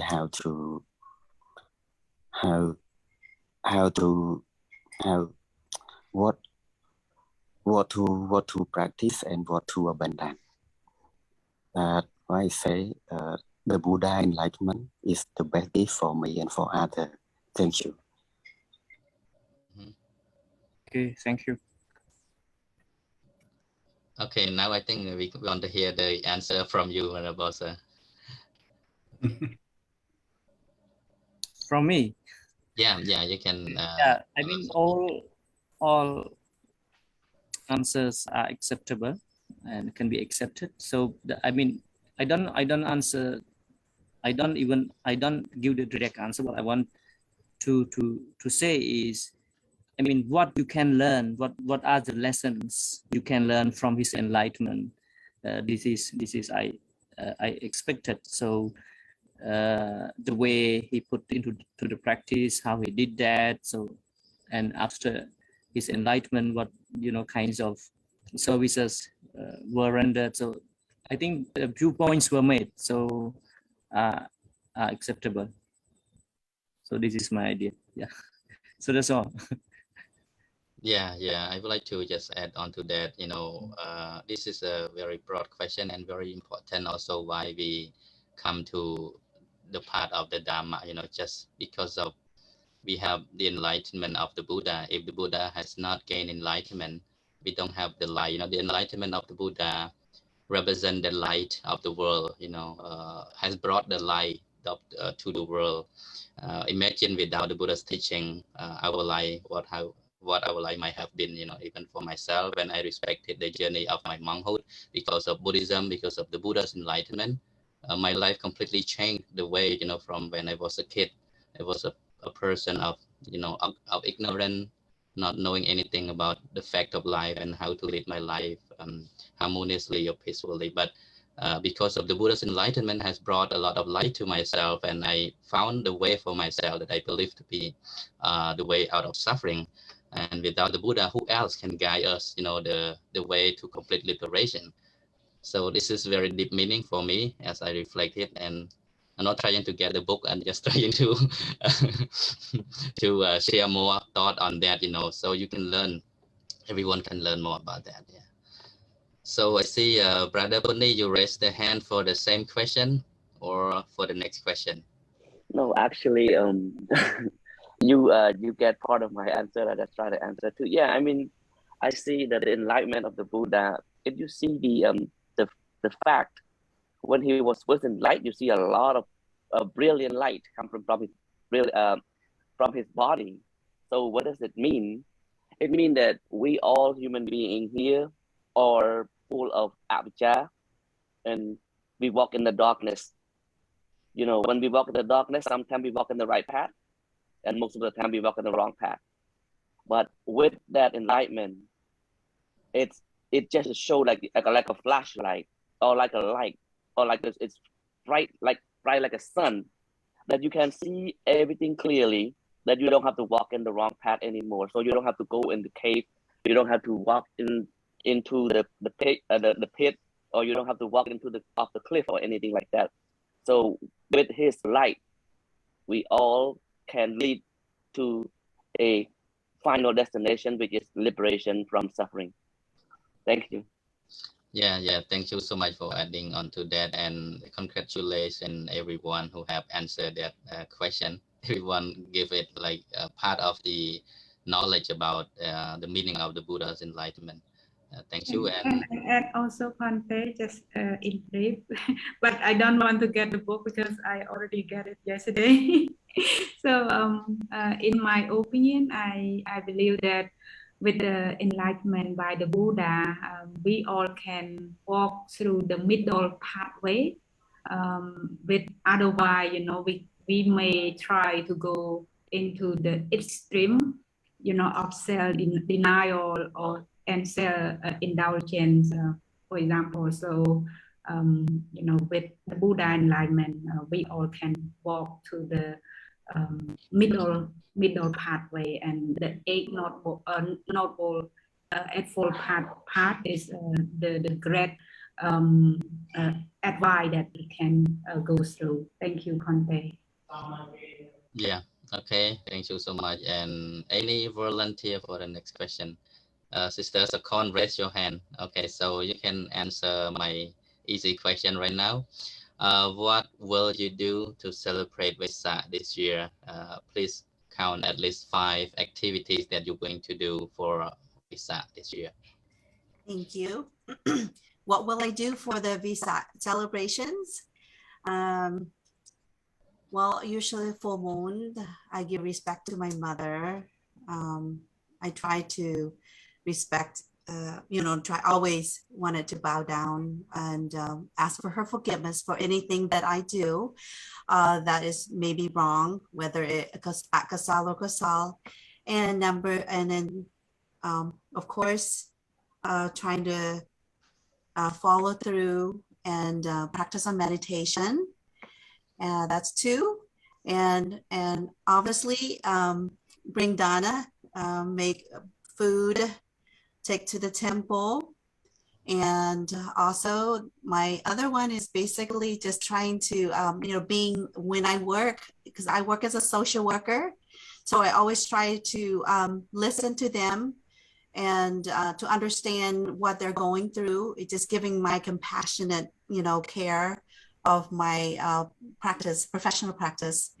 The other one is, of course, I hope to go to the temple to do the candle lighting in memory for the Buddha's birth, enlightenment, and then his passing away.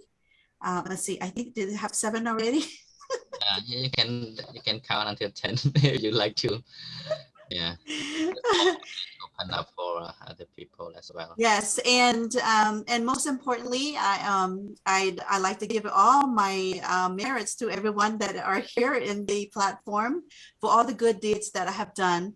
And so that's all for me. Thank you.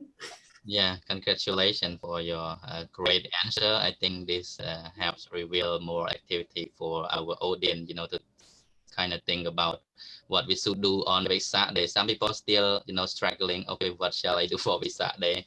So yeah, just get yourself prepared. Go to temple or spending some time, volunteer your time to do any service for the community, for helping other people, giving charity, or undertaking preserve, practicing meditation, offering flowers or candle to the Buddha statue, and so on. Or even stay at home and read the Dhamma, listening to the Dhamma by yourself is also a way of celebrating Visākha. Okay, so I would like to ask any more volunteer for the next question from Venerable Kassapa. Okay, so I would like to encourage those who have not joined yet. It seems like we have the same people answering questions, and it seems like in the room is more quiet than on Facebook. We have Sister Konmali Conte. Okay, Yom Kunmili, raise your hand. Okay, so Venerable Kassapa, right? Your question, please. Yes, the hand is raised. Yom Kunmili, right? Okay. Okay.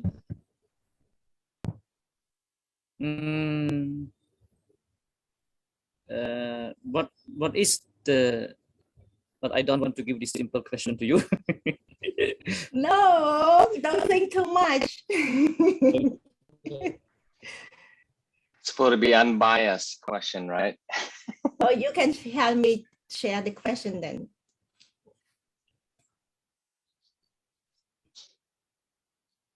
A rising of Buddhist New Year. If so, why? Hello, can you hear? Yes. Hear me? I think we got kind of not yeah. clear. Earlier, Okay. not clear, Conte. Okay, maybe I'm in the back, maybe the internet. Okay, I will repeat it. Can Visākha-Pūjā Day be regarded as a rising of Buddhist New Year? No, not yet. Until the day after the Visākha-Pūjā. Yeah. Okay. But I want. Okay. The question must be modified. Okay. Can Visākha-Pūjā Day can be regarded I cannot hear. As the transition of Buddhist New Year? If so, why? What happened?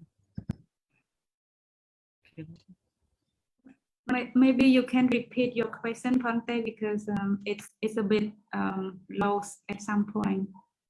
Okay, I will switch off my video. Maybe low internet, I think.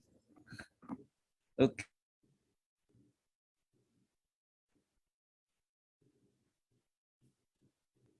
Quiet now. Do you hear me then? Everyone hear me? Can you use It is from my internet or from his internet? No, it's on the internet. Let me repeat his question. I get it. I have in my list.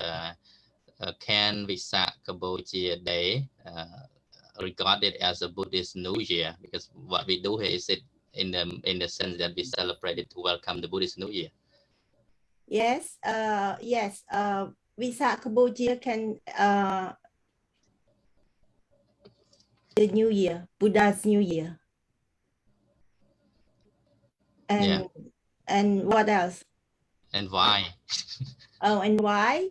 Because Buddha passed away on that day, and Buddhist era start count from the day of the Buddha passed away, not count as the Buddha birthday as the other religions. And yeah, that's it. that's all the question, but I hear the question sound so long than that. That's all. That's all. Okay. I'm raise the hand because I'm expect that you ask what is significant of the Buddha passed away, because I have that question and I like that.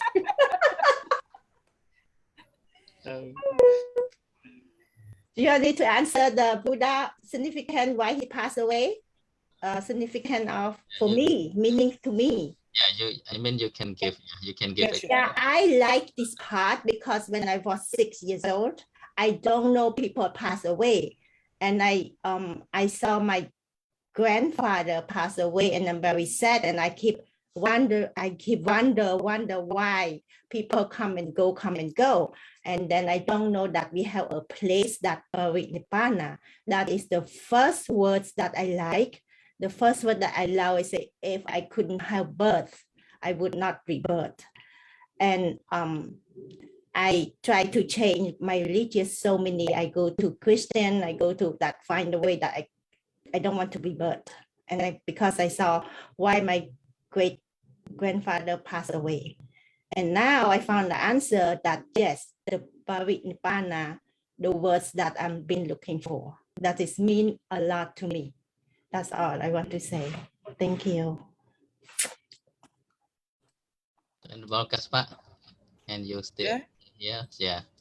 The question, the answer was okay. The religious, no other religious have the Paritnibbana. Even they say they go to heaven, they go to so many heaven. It's still go to hell or heaven. It's not still a birth. It's still a birth. It's no way renewing the house, right? But not a complete end of birth. End of birth. Only Paritnibbana that Buddha found a way, and he practiced for himself to go away from his birth. Yeah, thank you for that. And when Volkaspa, what you mean okay? The answer is okay. What you mean? You have anything else to add? Yeah, please. So like the sixth question is I want to ask that whether it can be regarded as Buddhist New Year or not. I mean, Visākha-Pūjā Day. So that is what I want. So she answered correctly. Okay, so congratulations. And then thank you. Okay, so we can move to the next question. We still have a lot more questions. Yeah, a lot. So as soon as we finish our question, that's why we just move to the next. Okay, any more volunteer for the next question? Raise your hand. Anyone can join on this platform. Okay, let me look at the question. Okay, does we have anyone raise hand? Okay, here, Brother Piseth. Okay, please answer to the question. What is Dhamma? Please explain it in your own version. What is Dhamma? For me, Dhamma is everything within the body. So it's also like when you feel, it's also Dhamma, and when you experience things, bad thing or good thing, it's also Dhamma. It's a kind of that we call a kind of nature. So this is what I think. Yeah, Just what Dhamma help you, like in any way that you can describe what Dhamma can help you? Is it a good Dhamma or bad Dhamma? Is Dhamma can be classified as bad or good? And so how does it help to pave your way?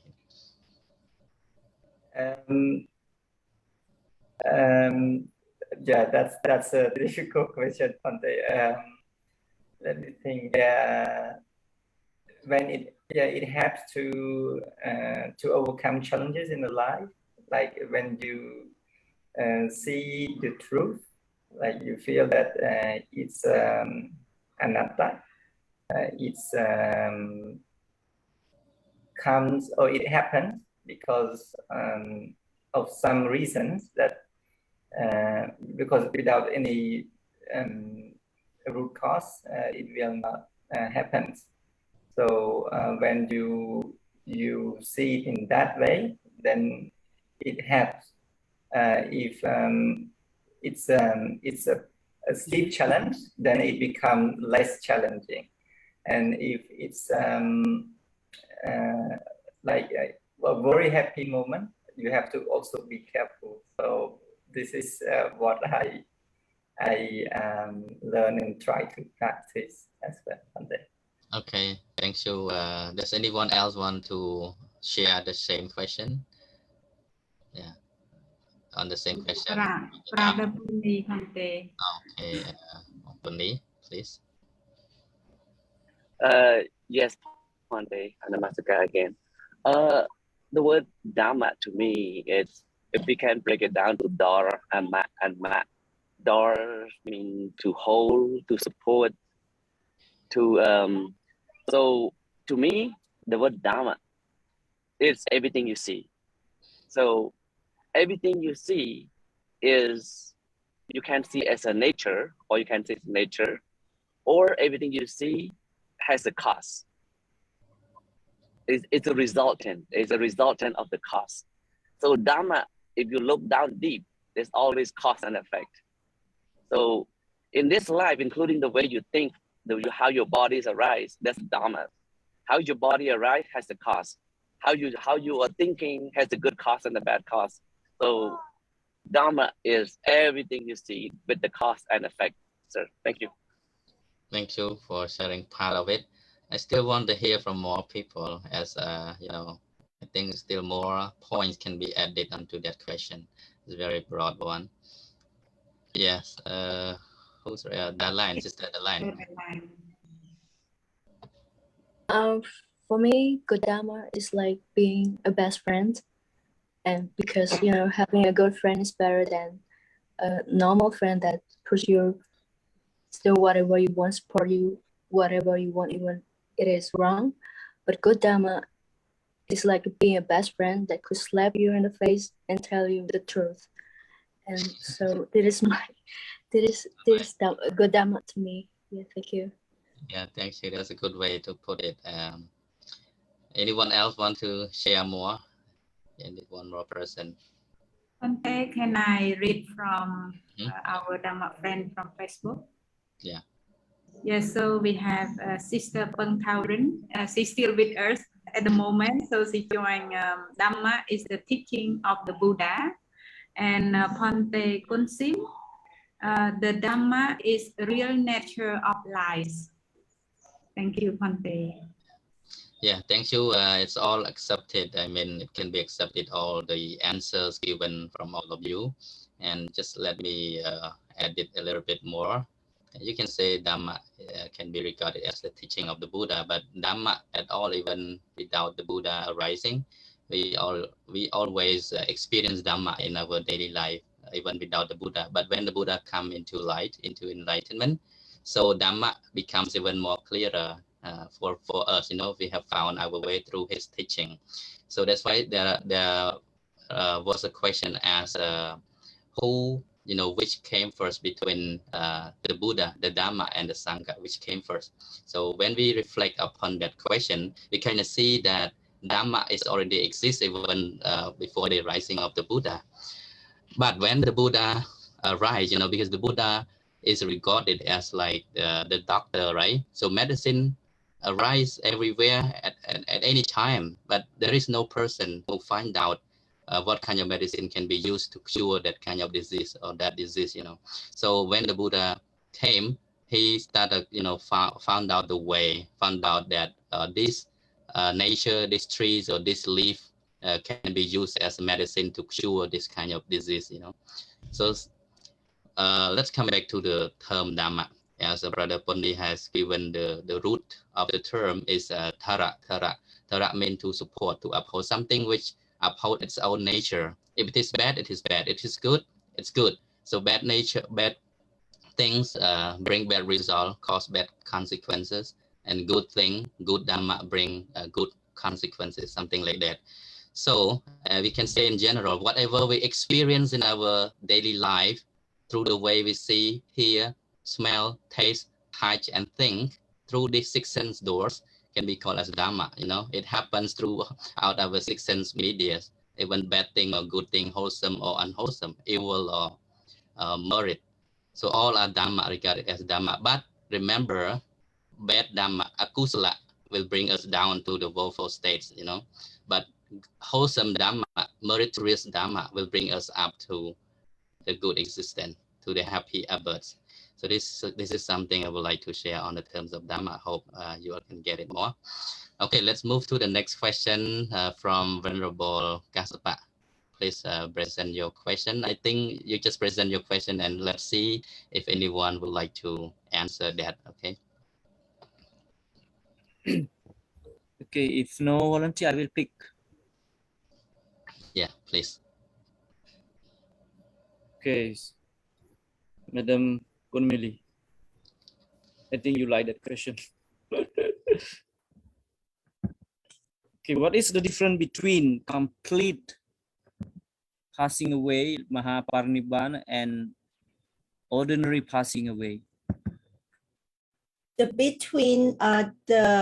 difference between Parinibbana and passing away is completely different, because Vipassana mean they pass, not coming back. That means no rebirth, no reincarnation, and pass away like ordinary people is come back anywhere, can go to far, can go to heaven, hell, or whatever, depend on their karma earned when doing their living. Is it enough? Yeah, enough. Would you like me to add more? No, it's simple. The thing is, one is eternity, another one is you have to be reborn again. Yes. Okay, thank you. Thank you. Yeah, that's all from me, from Sok Theavy. Sorry, I was on mute. Okay, so we'd like to ask the next question. Okay, maybe somebody else from the group, Venerable Sukhang, would you like to answer the question? Venerable Sukhang, are you still here? Okay, what about Naren, Brother Naren Su? Do you want to answer the next question?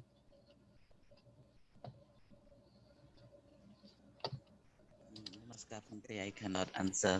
Sorry. Okay, so let's move to Sister Lincoln. Namaskar. Yeah. Venerable teacher. Try the next question.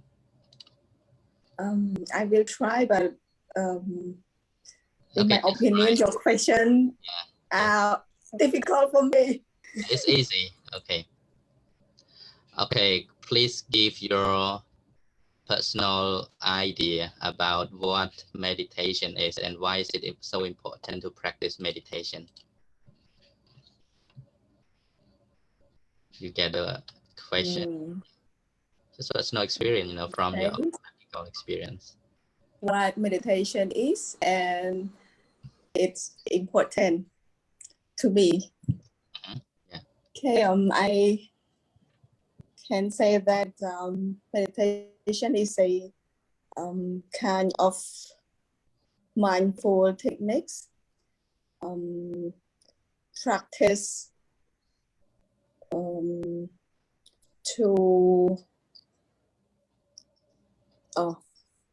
what what should I these are mindful techniques, and the importance of meditation is to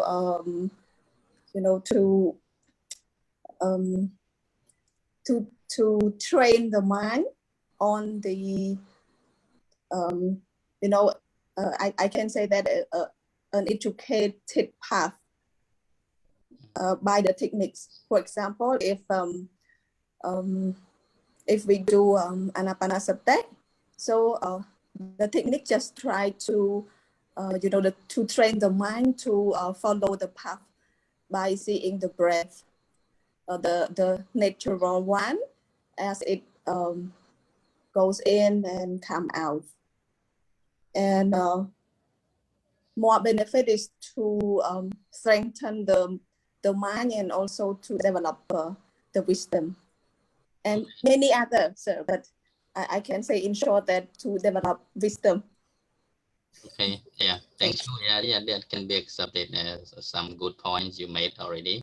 And I would like to ask Mr. Nathan, would you like to share on that? I mean, you have been practicing meditation for some time. So yeah, please share your thoughts about meditation and how does meditation help you?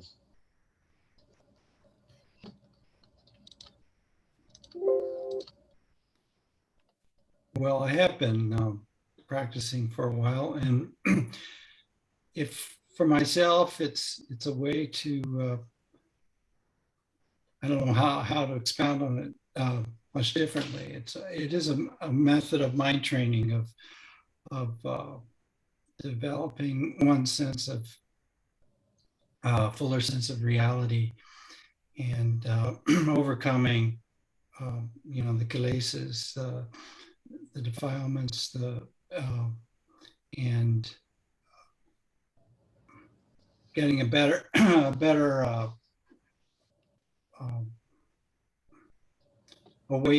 it's a better way of living, of actually becoming developed in one's perspective on how to best deal with the difficulties in life, and to find a centering of one's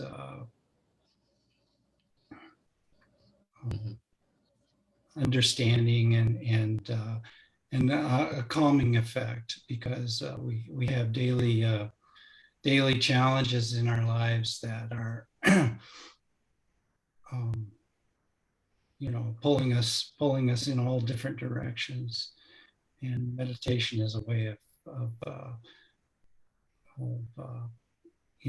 calming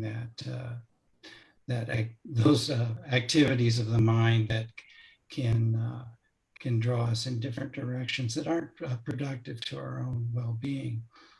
So yeah, it's a good way of a daily practice to yeah, that sounds great, Nathan. Overcome this. Yeah, I'm kind of rambling on here, but it's okay. We heard a lot of good points you made. Yeah, thank you. And I'd like to invite Kaspa to share from that. He's an expert on meditation. So please give us some more points of how meditation helps us in daily life. Honorable Kaspa, yeah, please. Hey, man. My goodness. Okay, so the question is, what is meditation, right? And what are the benefits of meditation? Am I right? Yeah? Yeah. Hello? Yeah, correct. Yeah, please. Okay, so it's not my answer. It's a scripture answer, but I am trying my best to simplify it. So meditation is about mental cultivation, mental development. What we are cultivating during meditation is the positive mentalities, or we can say in Buddhism, wholesomeness, kinds of loving kindness, mindfulness, concentration, patience, right effort, and so on. So this is the way that we bring up the mental energy, mental strength. You know, the more we practice, the more positive mentalities we will experience. So from that respect, meditation, you know, provides us a lot of, you know, benefits, as you know that.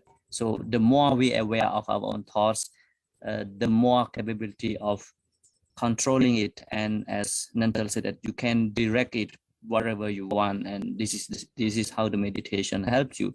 So it kinds of mental mind for it is food for mind. It's very healthy food, so we need that, because in our daily life we, you know, we waste a lot of time involving in, you know, negative activities, you know, in physical, in verbal, in mental. Sometimes we just let our mind go here and there, let get angry, or I mean, and so on. So I mean, a lot of negative energies we absorb, you know, during our daily life, suffering in the past, too much worrying about the future. So like we don't have much energy when we you know, absorb a lot of negativities. But during meditation, you absorb more positivities. That is called in Buddhism bon or kosal, so wholesomeness and merits. So that's all from me, Venerable Sok Theavy. Yeah, thank you so much for your great detail about meditation and the benefits of it. Yeah, all I can say about meditation, just like, you know, like to repeat the same word, is a way of mental development, how we can develop our mind to achieve our peace, to achieve our goal of happiness. And especially along the way of meditation practice, we can learn a lot from the reality which is arising and passing away in our daily life, you know, everything we experience on a daily basis. And we can contemplate it when we do meditation, because when with the eyes closed, with the silence and calming, we can focus more and be able to reflect upon what is happening inside ourselves. This is the true Dhamma. This is the true way of you know, self-investigation. Practicing meditation is a way to learn to understand yourself even better, and to completely be with yourself at the present moment. And that's the benefit we can briefly talk of. So okay, I would like to move to the next question. Maybe, okay, maybe Brother Pone, you raise your hand again. Is that for this previous question, or you want for the next? Oh, sorry, Venerable. I just want to share with the people who has a lot of emotional experience. This for people who with the emotional stable, it's good. But for the people who has emotional and stable, like a lot of whining, a lot of complaining, and all the stuff right there, the meditants can destroy all of that. Those can be destroyed by meditation. So it's a great medicine to cure emotional unstable. I just want to share. So thank you. Okay, yeah, thank you. So I think next I would like to invite Venerable Prung Toi to share on the next question that concerns about the Four Noble Truths.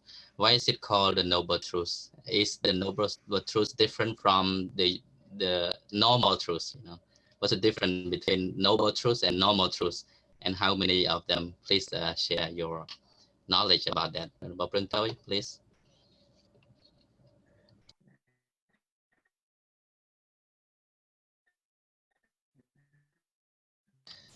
Cannot hear from you yet. Venerable Toi, are you talking? Okay, please. Thank you very much, Venerable Sir.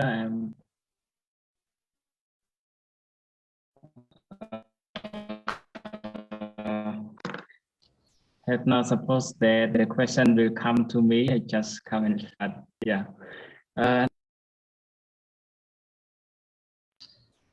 Seems like we could not hear from you well, Venerable Toi. I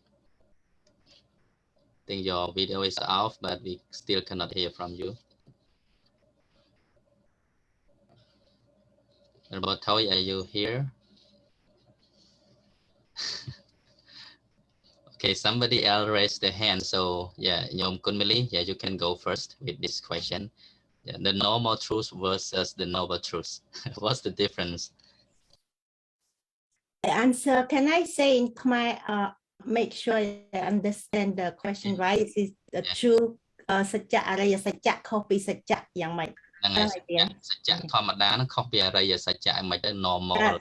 Yeah, I hope I understand then. Okay, Araya Sajja, it means the Four Noble Truth is different from the truth. Is first it found from it who found the truth. The Araya Sajja found by Araya Bukul, the noble person. And why? Because the real truth, the Sajja that was found by the Araya Bukul is not easy. We could not find by ourselves. We live in the suffering, but we don't know what is suffering. We keep chasing suffering every day. We keep competition with suffering by finding the way of happiness. Only Araya Sajja Bukul, he found that suffering is suffering, and we still looking for happiness that can cover the suffering. That is the difference. We found the truth of suffering can be rid of by happiness, but the Araya Bukul couldn't find that way. They have to find what the cause, what the root of causing suffering. And that's why we have Araya's Four Noble Truths, like what is Dukkha, what is Samudaya Sajja, and what is Nirodha Sajja, and what is Magga Sajja. If there is a suffering, there's a way get from the suffering.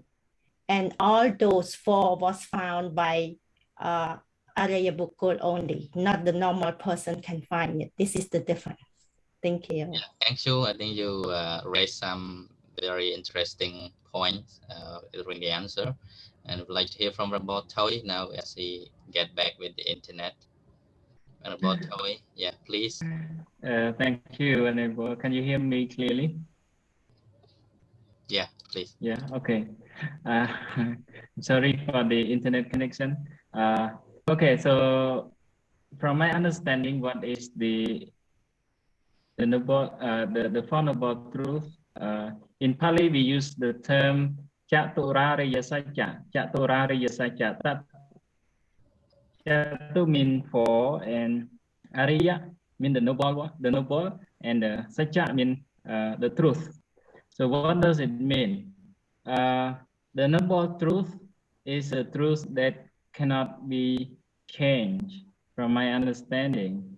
And those are the truths of suffering, the truths of the cause of suffering, the truths of the cessation of suffering, and the truths of the path leading to the cessation of suffering.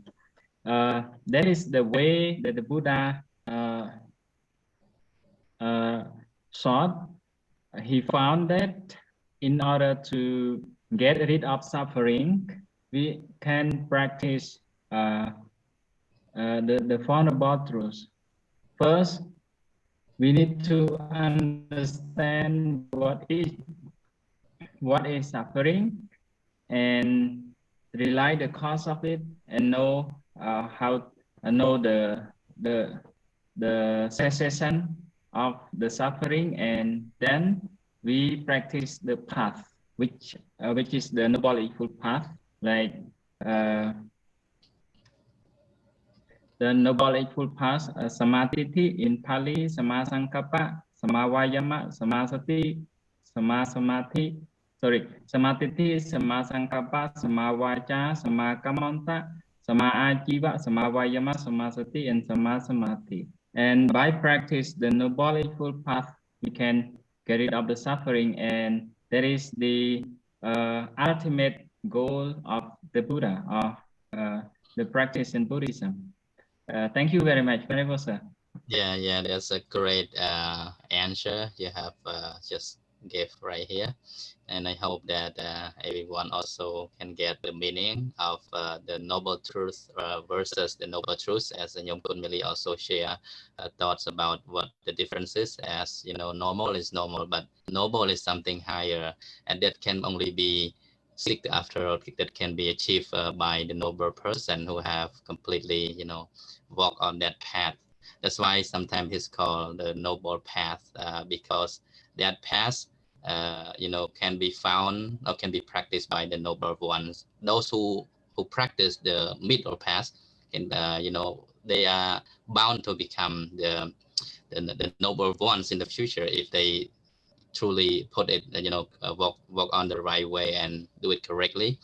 So they can become noble ones. Anybody can become enlightened, you know, if we truly practice on that way, you know, follow the teachings of the Buddha and practice the noble eightfold path. And this truth is universal. This truth has never changed. It's reality. Suffering we see as suffering. We don't see as something else. You know, we don't see it. We don't look at it with ignorance, with moha. But with panya, we come to see the true nature of reality, which arises within ourselves, between our body and mind. That's why it is called noble truth.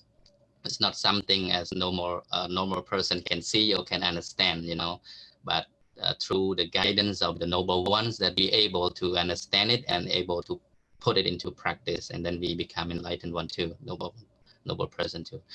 So thanks for all. I think yeah, as time has come to, even we're getting, you know, late at night. It's gonna be like 10:30 in Cambodia.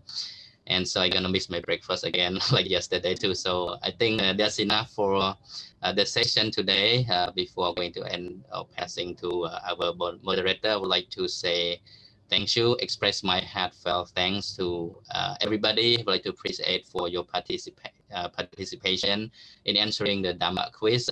Even though you can give the answer correctly or not, it doesn't matter. This is how the way we learn together.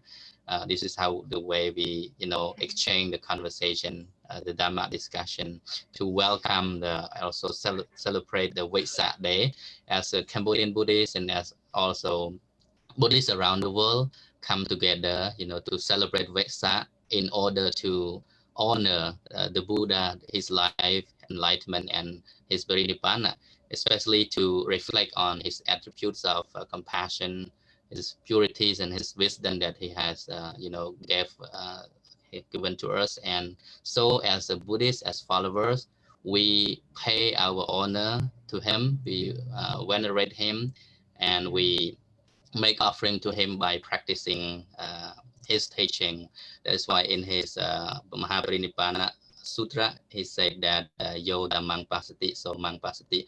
Those who sees the Dhamma sees me. If we want to truly see the Buddha, and if we want to truly honor the Buddha, it is the best way that we practice his Dhamma, you know, follow his teaching and apply it on our daily basis.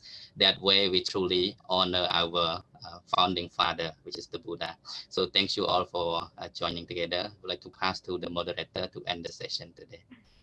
Thank you so much, Ponte Kaspa and Ponte TV, for leading the quiz session. It was quite interesting, and our Dhamma friend have also actively taken part, you know, to answer.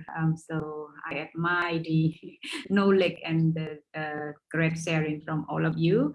So before we end the session, I would like to just brief the person and number of our friend who will receive the Dhamma book from Ponte. So in total we have 25, but indeed among these 25 there are repeated names of those who answer a few questions, so they may receive 2 or 3 books. Ponte.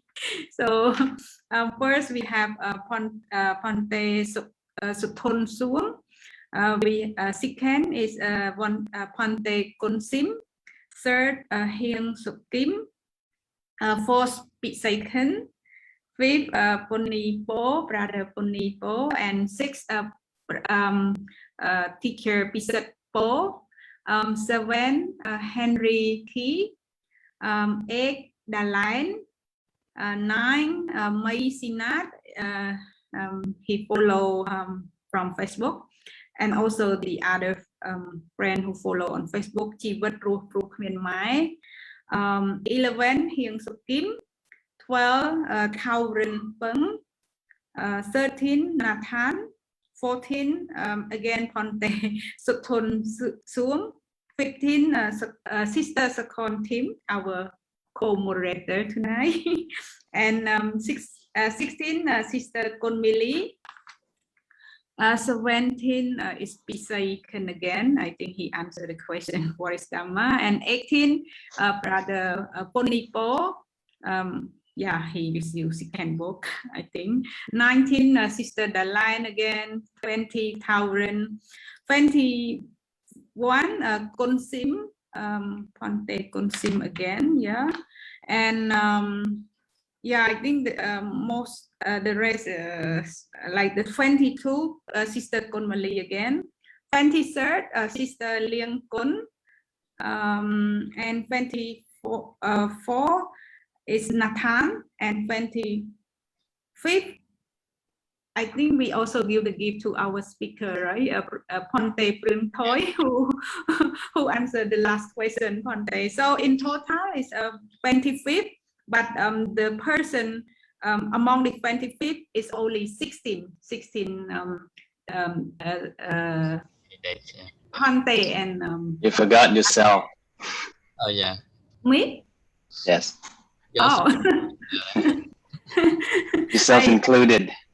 Thank you. Indeed, I tried to join, but I don't expect it because I got the gift from yesterday. So thank you so much, Ponte, for this special occasion. I think we learn a lot, and also we get a lot too. Not only the knowledge, but also the gift from Ponte. So thank you so much. And before we end our session, Sister Sakon, do you have anything to add? I really don't have anything to add, but I would like to wish the Visākha-Pūjā Day. And this is the new platform that it is a little, it's new, and I really enjoy it. It's encouraged the, the vibes from everyone, encouragement of, learning to, even just speak out, speak out of ourselves, talk about the Buddha and this Visākha Day. So I may all my merits pass all, give all to you, and happy Visākha Day. Thank you. That's all from me. Thank you, Sister. Again, thank you to all of you, especially Nathan, Henry, and few other who, spend time to join with us tonight. Sister. Yes. Nathan. Not Nathan. Nathan. Yes, thank you. And yeah, so before we end our show, we would like to share the merit from today, a special occasion with all living beings in the whole universe. May all be happy and peaceful. And once again, thank you so much to our honorable speaker for sharing with us tonight. Finally, we would like to express sincere thanks to our Ponte Master for in tireless effort to lead the program, the Dhammika Life Foundation, and the whole team who joined support our event so far. So last but not least, thank you everyone for joining, and may you all be happy and spend great time tomorrow for our Visākha-Pūjā. Thank you for letting me participate. Bye bye everyone. Have a good day. Thank you, Ponte. Thank you, Ponte. Thank you. Goodbye, everyone. Thank you. Bye, everyone. Ponte.